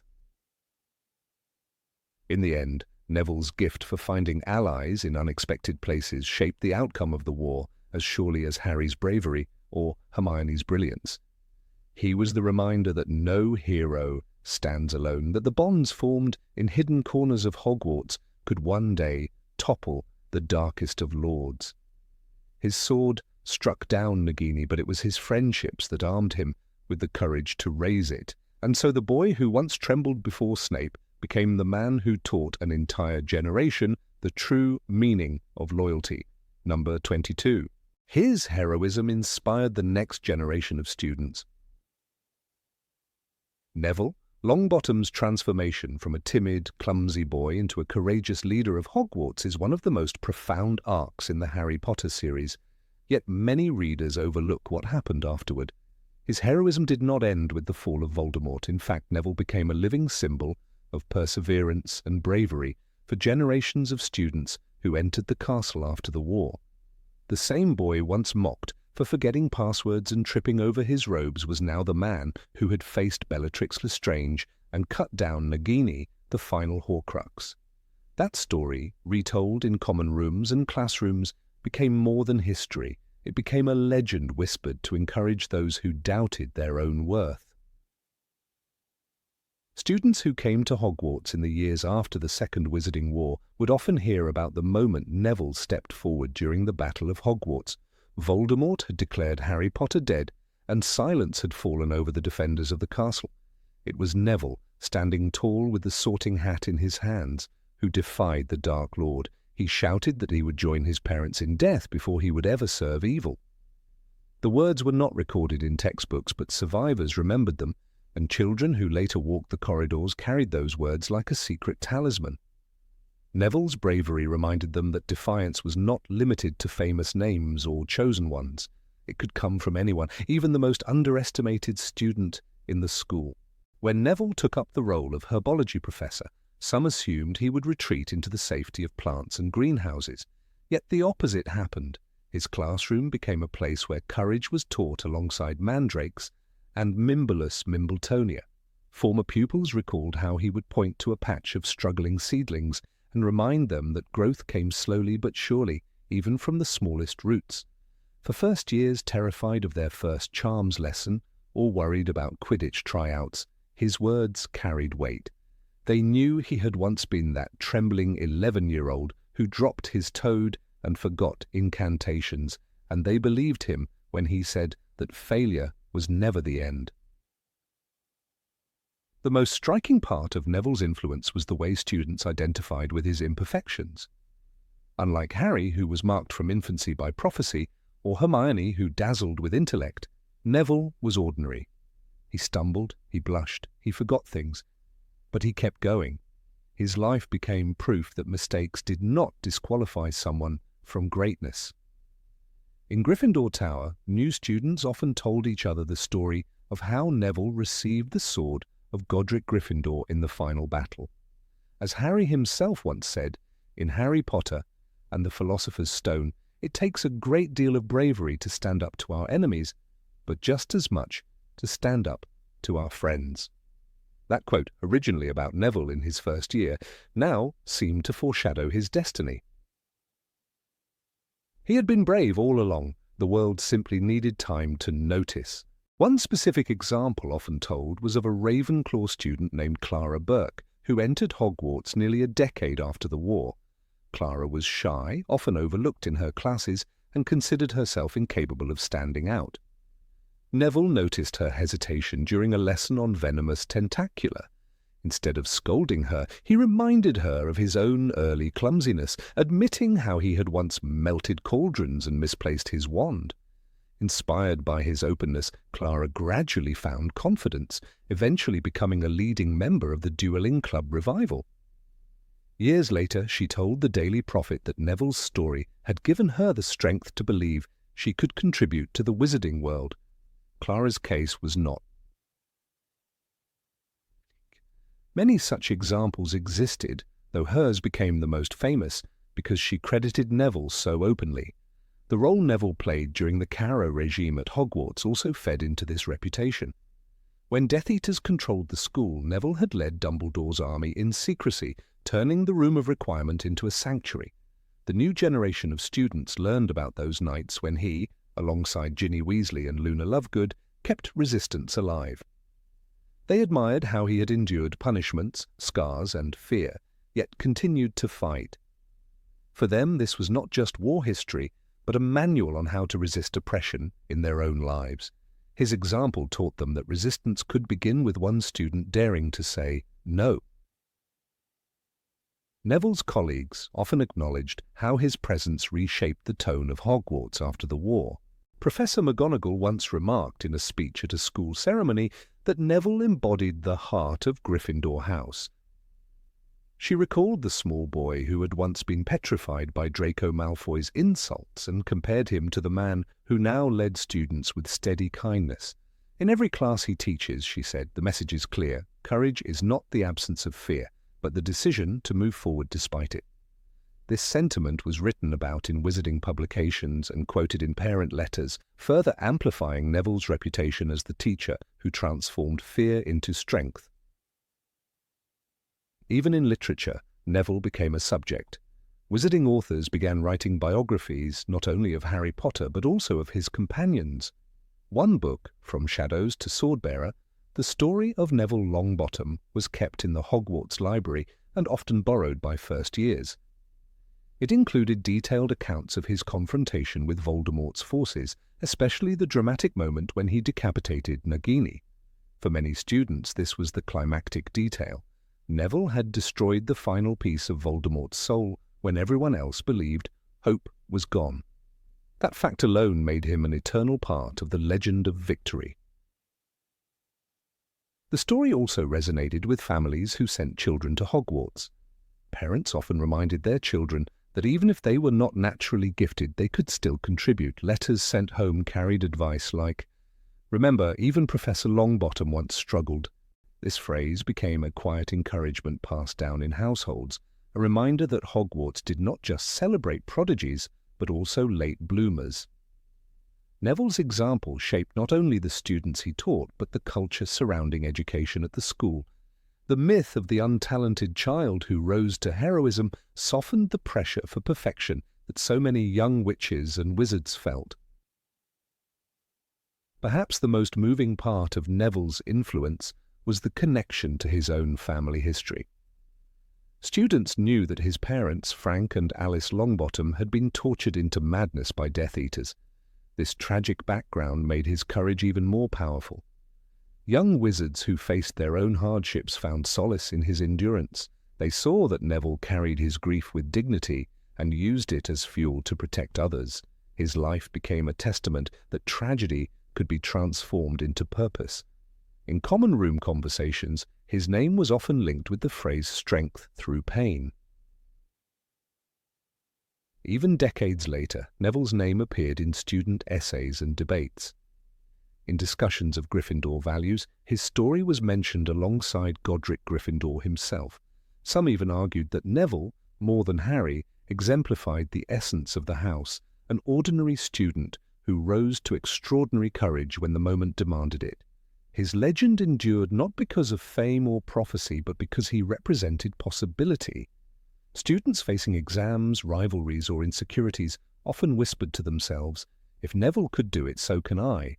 That mantra spread far beyond Gryffindor, reaching Hufflepuffs, Ravenclaws, and even Slytherins who admired his defiance. Neville's role at Hogwarts also created new traditions. Every year on the anniversary of the Battle of Hogwarts, he led a greenhouse ceremony where students planted a tree in memory of fallen heroes. The act of nurturing life from soil became a powerful symbol of renewal. Students who attended these ceremonies described the atmosphere as both solemn and hopeful. By linking herbology with remembrance, Neville ensured that memory and growth walked hand in hand. This ritual continued long after his retirement, becoming one of Hogwarts' most cherished customs. Another legacy was the quiet mentorship Neville provided to those struggling with identity. He had once been told he might not even have magical ability strong enough for Hogwarts. This memory made him empathetic to students who felt inadequate. He reminded them that magical strength could emerge slowly. He quoted Albus Dumbledore's belief that it is our choices, Harry, that show what we truly are far more than our abilities.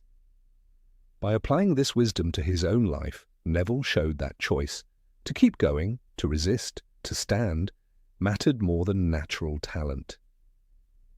Generations of students absorbed this lesson, carrying it into their adult lives. Even when Neville was no longer a young man, his influence continued. Graduates often wrote back to him, sharing stories of how his encouragement had helped them overcome fears in their professions. Aurors, healers, broom makers, and scholars credited him with shaping their belief in themselves. The once-forgotten boy became a cornerstone of Hogwarts' modern history. His life story became a living narrative of transformation, the kind of story that reassures children when they step off the train at platform 9 3/4, hearts racing with uncertainty. They know that within the castle walls courage can be found, and that Neville Longbottom once proved it. Number 23, his first pet was a toad named Trevor. Of all the characters in J.K. Rowling's world, Neville Longbottom is perhaps the one who most surprises us by the end of the series. In the beginning, he is shy, bumbling, and so often the subject of laughter that few readers could predict the heroic young man he becomes.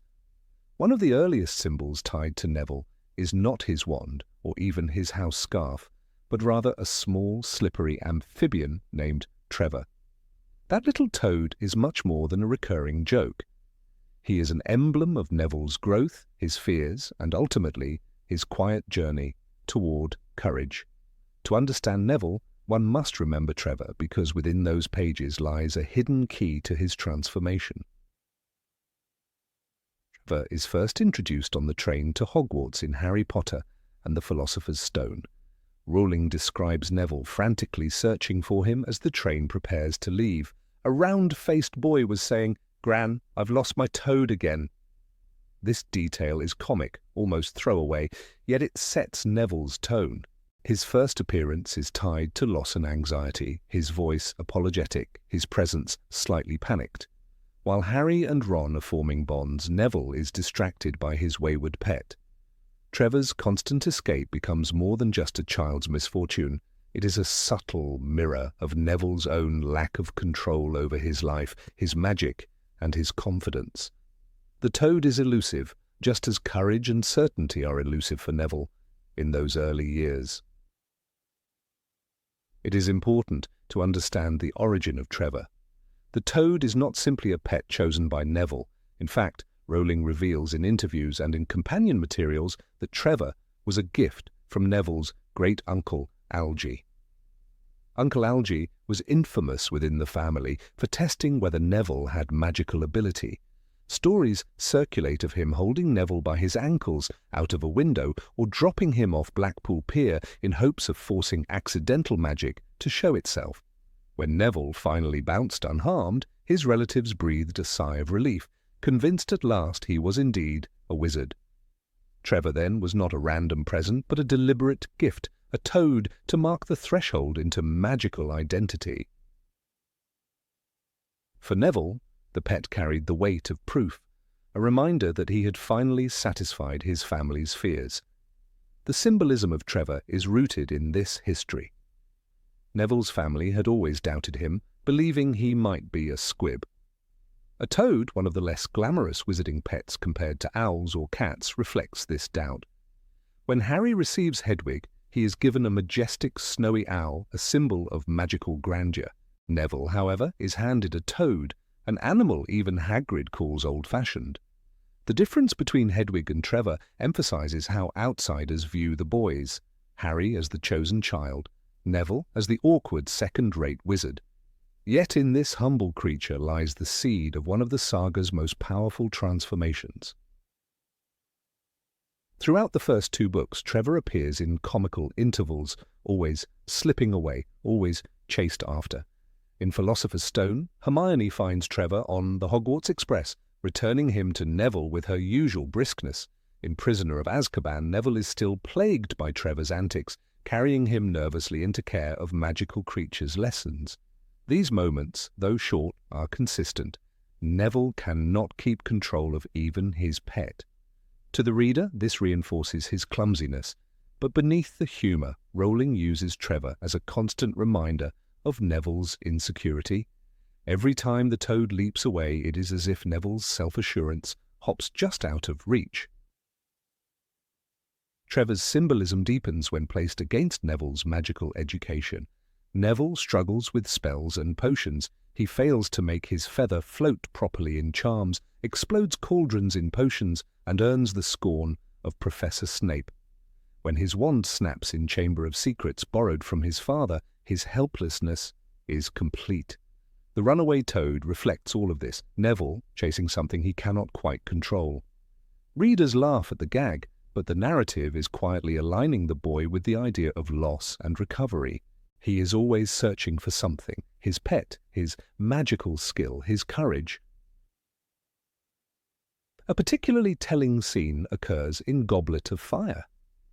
During the Yule Ball preparations, Neville is mentioned, dancing clumsily but happily. Trevor, however, is almost forgotten by then. The more Neville begins to assert himself, the less central Trevor becomes. By order of the Phoenix, Neville's story is dominated by his loyalty to Dumbledore's army and his discovery of strength in defense against the dark arts. He stands with Harry, Hermione, and Ron in the Department of Mysteries, dueling Death Eaters with bravery few expected. In this stage, Trevor fades into the background. The toad, who once ran off at every turn, is rarely mentioned because Neville no longer needs that external symbol of helplessness. His growth is marked by the gradual absence of Trevor. The connection between Neville's evolution and Trevor's disappearance is subtle but deliberate.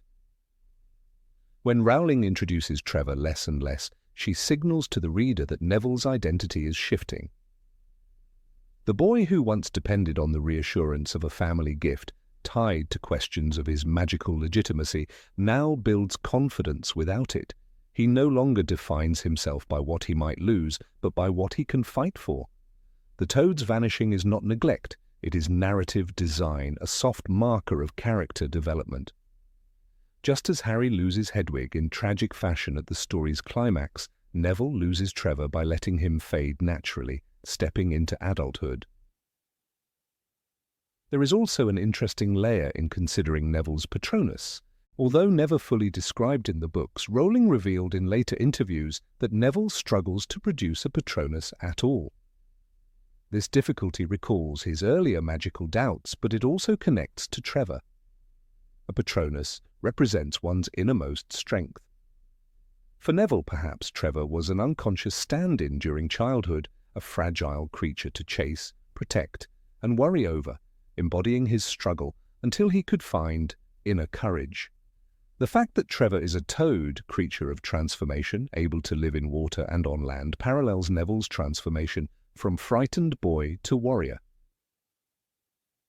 Trevor's place in the narrative is not without humour, and humour is crucial to understanding Neville.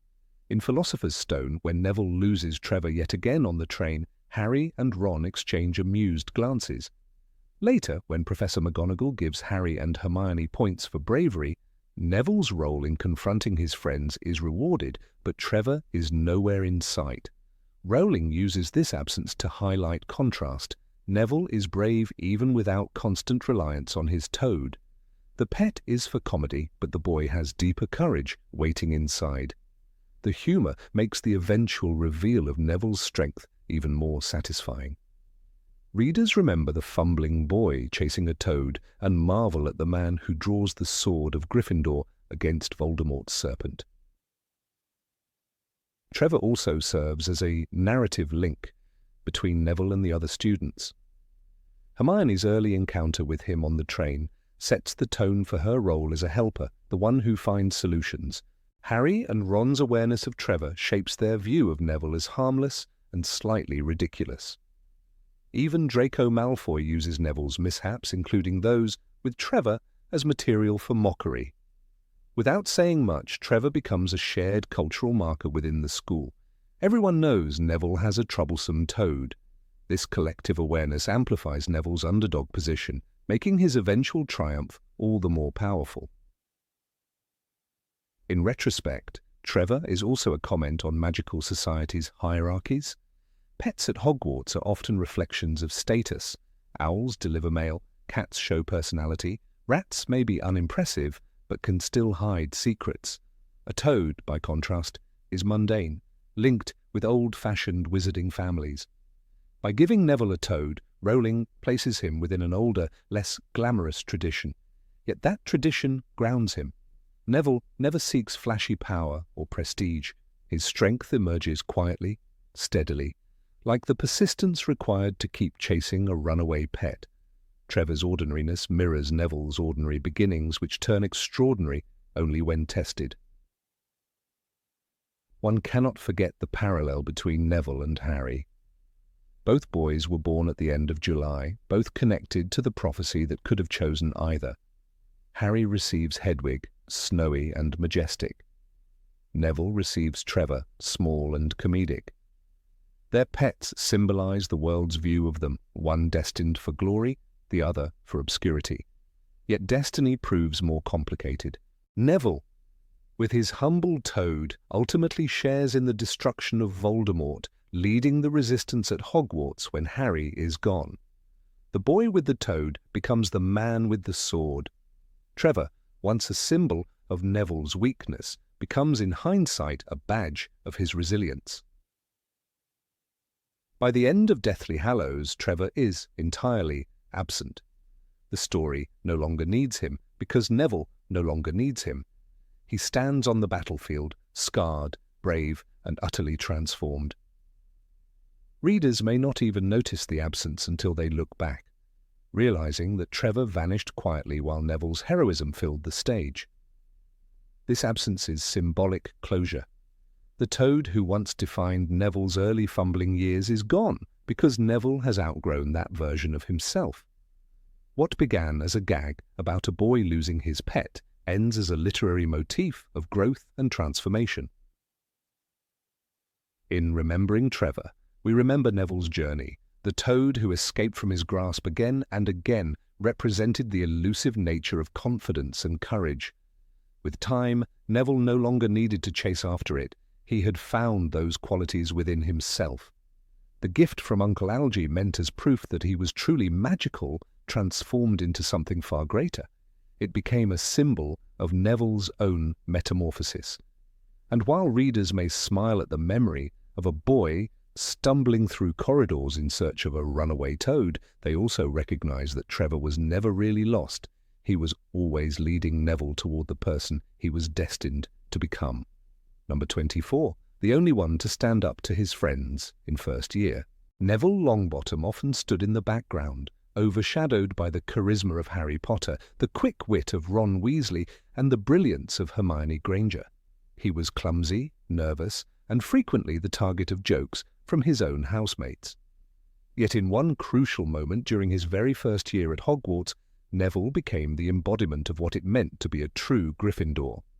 The night Harry, Ron, and Hermione attempted to sneak out of the common room to stop Voldemort from stealing the Philosopher's Stone, Neville did something almost unthinkable for an 11-year-old boy who was constantly insecure about his place in the wizarding world.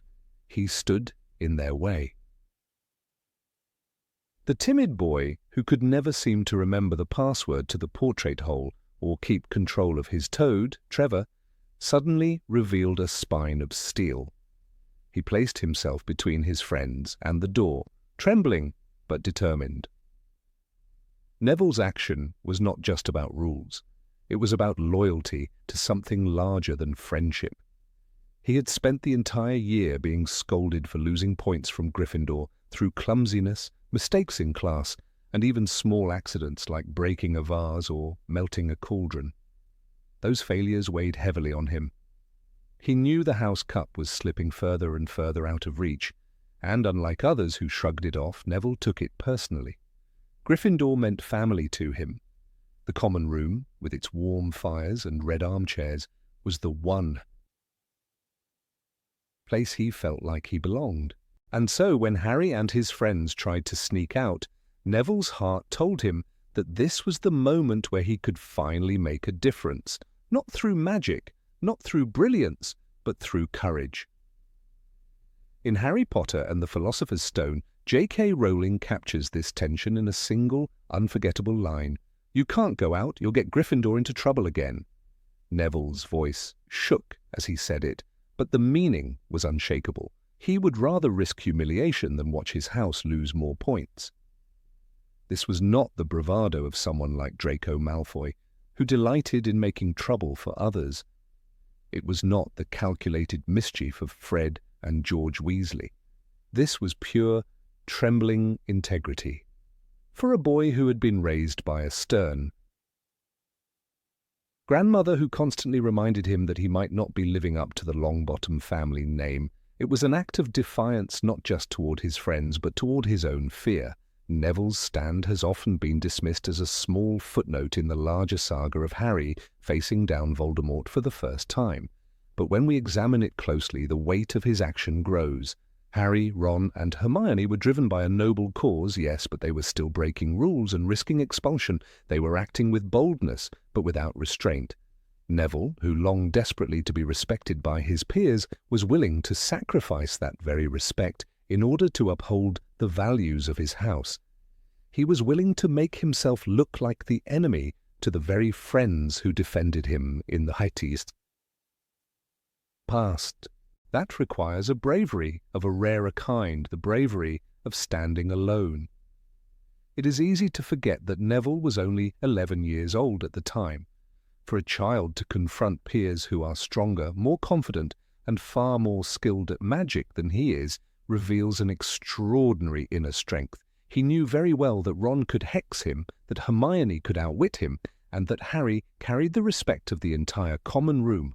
But Neville still raised his small fists and spread his arms wide, telling them that if they wanted to leave, they would have to go through him. That image of a boy who could barely cast a proper spell, standing guard at the portrait hole, is one of the purest representations of courage in the series. What happened next only added to the tragic yet noble quality of the moment. Hermione, reluctant but pressed for time, cast a simple, body-bind curse on him. The words Petrificus Totalis froze Neville where he stood. His body went stiff as a board and toppled onto the floor helpless. His bravery had been met with magical force, and his friends walked past him into the night. It could be read as a defeat, but in truth it was a silent victory.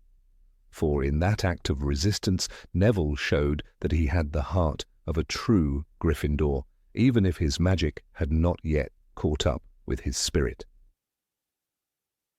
Dumbledore later recognized the significance of this moment in one of the most memorable speeches of the first book. During the end-of-year feast, when Gryffindor and Slytherin were neck and neck for the House Cup, the headmaster awarded points for extraordinary bravery. Harry, Ron, and Hermione received recognition for their deeds in protecting the stone. But then came the twist that no one expected. Dumbledore's eyes twinkled as he announced, "There are all kinds of courage. It takes a great deal of bravery, to stand up to our enemies, but just as much to stand up to our friends. I therefore award 10 points to Mr. Neville Longbottom." The hall erupted. 10 points might not sound like much, but in that moment it tipped the scales and secured Gryffindor's victory. This recognition was more than symbolic. For Neville, who had lived in the shadow of failure, it was a moment of validation that his courage mattered. The boy who had been laughed at for dropping his remembrall in flying lessons now stood tall as the final hero of the year. His actions, though seemingly small compared to battling a Dark Lord, were the decisive factor in Gryffindor's triumph. That is why, in retrospect, many readers see this moment as the true beginning of Neville's transformation from the awkward child into the warrior he would later become. Thematically, Neville's stand is a turning point because it illustrates that courage is not always about slaying dragons or confronting dark wizards. Sometimes it is about holding your ground when everyone else is moving in the opposite direction. Neville's story reminds us that bravery is often quiet, trembling, and lonely. Yet it is no less powerful than the louder, flashier acts of heroism. Without his decision to stand against his friends, the entire outcome of the House Cup would have been different, and Gryffindor's morale at the end of that year would have been far less triumphant. Another dimension of this moment lies in how it shaped Harry's understanding of friendship and loyalty. Though Harry had to pass Neville by in that instance, he never forgot what Neville did.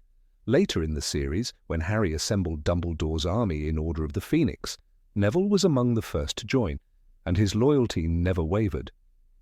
It is possible that Harry's respect for Neville began that night in the common room, when he realized that even the quietest, least confident of his peers had the strength to challenge him for the greater good. Looking back, it is striking how Rowling planted seeds of Neville's destiny in that early scene. The boy who once froze his friends at the portrait hole grew into the young man who would later pull the sword of Gryffindor from the sorting hat and destroy the final Horcrux. The courage to stand against Voldemort in the Battle of Hogwarts was foreshadowed by the courage to stand against Harry, Ron, and Hermione in their first year. The pattern is clear. Neville's bravery often took the form of resistance, of saying no when it was hardest to do so. It is also worth remembering the cultural environment at Hogwarts at that time. Gryffindors were often praised for their daring and boldness, while Slytherins were mocked as rule-breakers with ambition. Yet Neville's action blurred those boundaries. He was a Gryffindor who valued the rules, who believed in responsibility, and who recognized that courage was not simply about reckless adventure. In many ways, he embodied the best qualities of multiple houses, the loyalty of Hufflepuff, the moral strength of Gryffindor, and even a touch of the careful calculation of Ravenclaw. The image of Neville immobilized on the common room floor may appear tragic, but it is also profoundly poetic. He could not move his arms or legs, yet his spirit remained unbroken. That paralysis was temporary, the courage it revealed was permanent. When readers look back on the arc of the entire saga, from the timid boy in the dormitory to the fearless leader on the battlefield, they see this moment as the hinge on which Neville's story turned. Without it, the later acts of heroism would have lacked their foundation.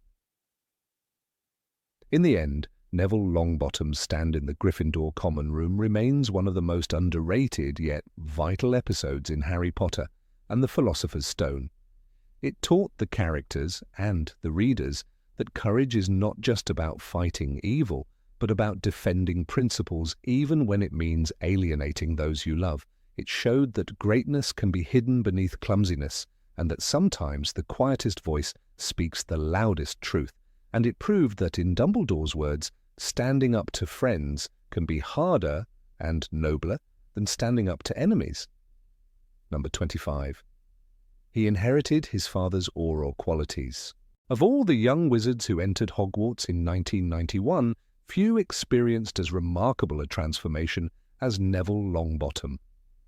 At first glance, Neville seemed like the least likely student to inherit the legacy of a heroic family. He was clumsy, forgetful, and constantly losing his toad, Trevor. Yet buried beneath this seemingly timid boy was the same spirit that once burned in his father, Frank Longbottom, an aura who stood fearlessly against Voldemort and his followers.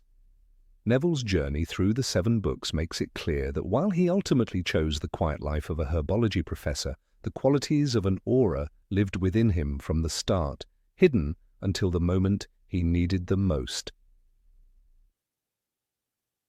Frank Longbottom was one of the most respected auras of his generation, fighting alongside his wife Alice in the First Wizarding War. They were known for their bravery and skill in dueling, qualities that drew Voldemort's followers to target them. The torture inflicted on them by Bellatrix Lestrange left them broken, confined to St. Mungo's Hospital. Neville grew up in the shadow of their sacrifice, often brought by his grandmother to visit parents who no longer recognized him. This background explains much of his insecurity, yet it also planted within him a seed of determination. Though he was never told in detail about Frank's accomplishments, Neville inherited the instinct for courage. His transformation from hesitant child to warrior mirrors the hidden legacy his father passed down without words. At Hogwarts, Neville constantly felt overshadowed by classmates like Harry Potter, Hermione Granger, and even Draco Malfoy, whose confidence masked cruelty. Teachers such as Severus Snape only worsened his lack of self-belief, ridiculing him openly. In Harry Potter and the Prisoner of Azkaban, Neville's greatest fear takes the form of Professor Snape, revealed during Lupin's boggart lesson. This moment suggested fragility, but when Lupin praised Neville for cleverly defeating the boggart by imagining Snape in his grandmother's clothes, it was the first public confirmation that courage did live inside him. The fact that Neville managed to turn terror into laughter foreshadowed his capacity to face horrors far greater than a cruel professor. By the time of Harry Potter and the Order of the Phoenix, Neville's hidden strength began to surface more visibly. He joined Dumbledore's army, a group of students secretly training in defense against the dark arts under Harry's leadership. Neville's clumsy wandwork gradually sharpened through practice, and his determination to master spells like the disarming charm and stunning spell impressed even Harry. The turning point came during the battle at the Department of Mysteries, where Neville fought Death Eaters alongside Harry, Hermione, Ron, Ginny, and Luna. Despite sustaining a broken nose and using a wand that barely responded to him, Neville refused to retreat when Bellatrix mocked him by reminding him of his parents. Neville's refusal to surrender displayed a defiance worthy of an aura's son. It was in that chamber of prophecies that readers first saw the depth of his resilience. What makes Neville's potential for aura work striking is his repeated demonstration of tactical bravery. In Harry Potter and the Half-Blood Prince, when Death Eaters invaded Hogwarts, Neville was among those who resisted. Later, during the chaos of the Battle of Hogwarts, Neville took on the mantle of leadership when others faltered. "We're still fighting," he told the survivors in the Room of Requirement, standing unshaken despite the overwhelming odds. His ability to rally others to act with both defiance and loyalty reflects the very essence of aura training, standing against dark forces with courage, no matter how impossible the battle may seem. One of Neville's most defining moments occurs during Voldemort's final stand. With Harry seemingly dead and Voldemort offering a twisted form of mercy, it was Neville who stepped forward when silence fell across the battlefield. Voldemort mocked him, yet Neville, standing alone, declared that he would keep fighting. "I'll join you when hell freezes over," he answered with the kind of blunt honesty that cut through despair. Voldemort even summoned the Sorting Hat to humiliate him, placing it aflame on his head. Yet it was in that very moment of degradation that Neville proved his father's spirit lived on. He pulled Gryffindor's sword from the hat, slashing through Nagini, the final Horcrux, delivering the decisive blow that made Voldemort vulnerable. This act demonstrates precisely why many fans argue Neville could have thrived as an aura.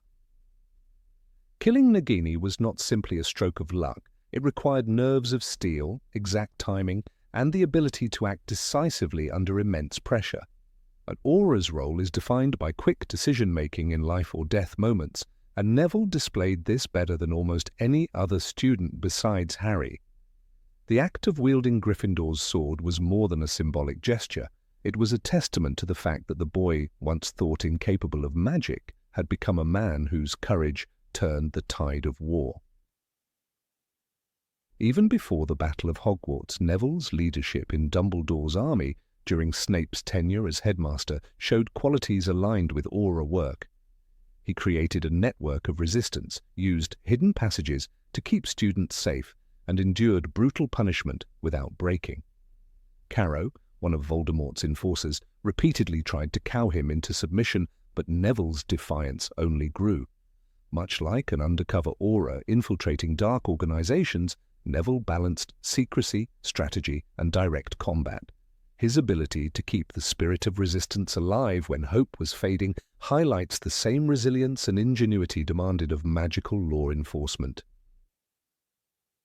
Yet despite this natural alignment with his father's profession, Neville did not choose to pursue the aura path after Voldemort's defeat.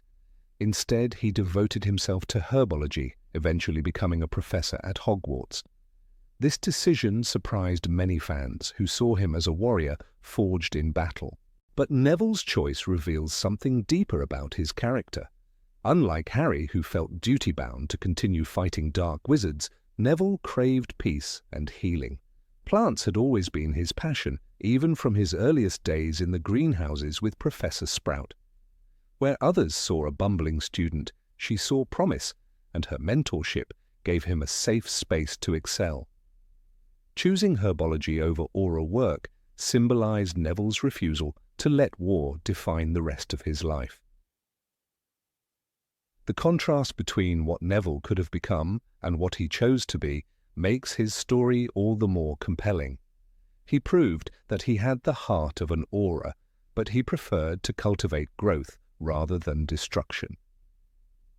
In this way, he honored his parents' sacrifices by ensuring the next generation of Hogwarts students would learn not only to defend themselves, but also to nurture the magical world.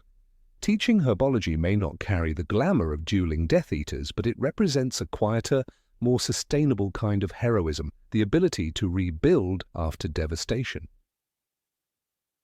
It is important to remember that Neville's choice did not mean turning his back on bravery.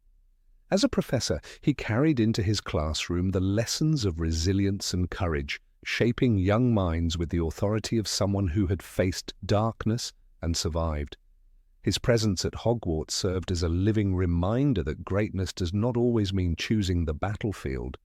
He could share his story with students, telling them that courage sometimes means standing up in a duel, but other times it means tending to plants that can save lives. His career path reminds us that the wizarding world needed healers and educators just as much as it needed fighters. There is also a sense of poetic justice in Neville's trajectory. While his father's heroism left him broken in St. Mungo's, Neville managed to fight, win, and still retain his wholeness by stepping away from violence. His story is not one of denial, but of transformation.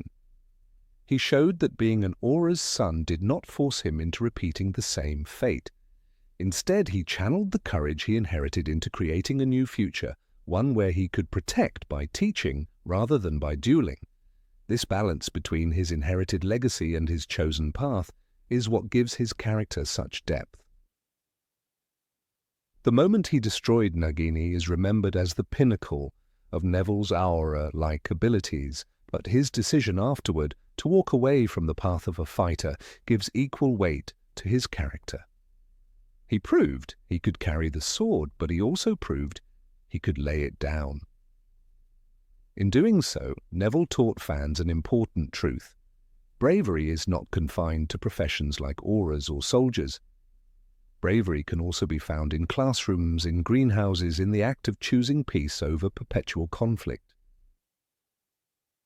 Neville Longbottom's journey is therefore both a tribute to his father's courage and a declaration of his own individuality. He demonstrated all the qualities of an aura, courage in the Department of Mysteries, defiance in the face of Voldemort, leadership during Snape's tyranny, but chose not to live his life in constant battle.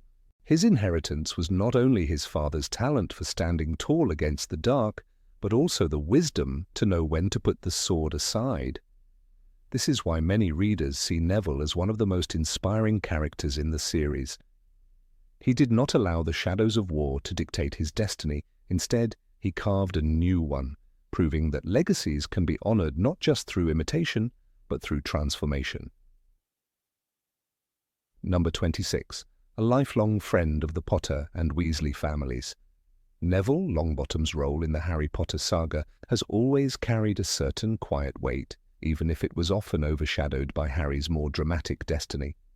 Readers first met him as the boy who lost his toad, stumbling nervously in the corridors of Hogwarts. Yet by the end of the war, Neville had revealed his courage, becoming a hero in his own right by slaying Nagini, the final Horcrux. What many overlook, however, is that his bond with Harry Potter and his friends did not fade after the victory at Hogwarts. Neville remained a steadfast companion, someone who turned their wartime alliance into a lifelong friendship. In truth, he became so closely tied to Harry, Ginny, Ron and Hermione that his story was woven into the fabric of their family lives. The war left scars, but it also cemented friendships forged in fire. Harry and Neville, in particular, shared a connection deeper than most realized. In Order of the Phoenix, when Neville revealed to Harry, Ron and Hermione the story of his parents, Frank and Alice Longbottom, the trio learned that he too carried a burden of pain and loss. As Harry listened to Neville's trembling voice in the hospital ward at St. Mungo's, he understood the quiet strength in his classmate. That moment of revelation created a silent respect between them, one that would only grow as the years passed. After the war, Harry and Ginny often invited Neville to their home, not out of courtesy, but because they saw him as family, someone who had fought alongside them in the darkest of times. Ron and Hermione also shared this sentiment. Ron, who had once teased Neville mercilessly for his forgetfulness and clumsiness, came to admire him for his bravery. Hermione, who had always respected hard work and perseverance, recognized in Neville a determination that could rival her own.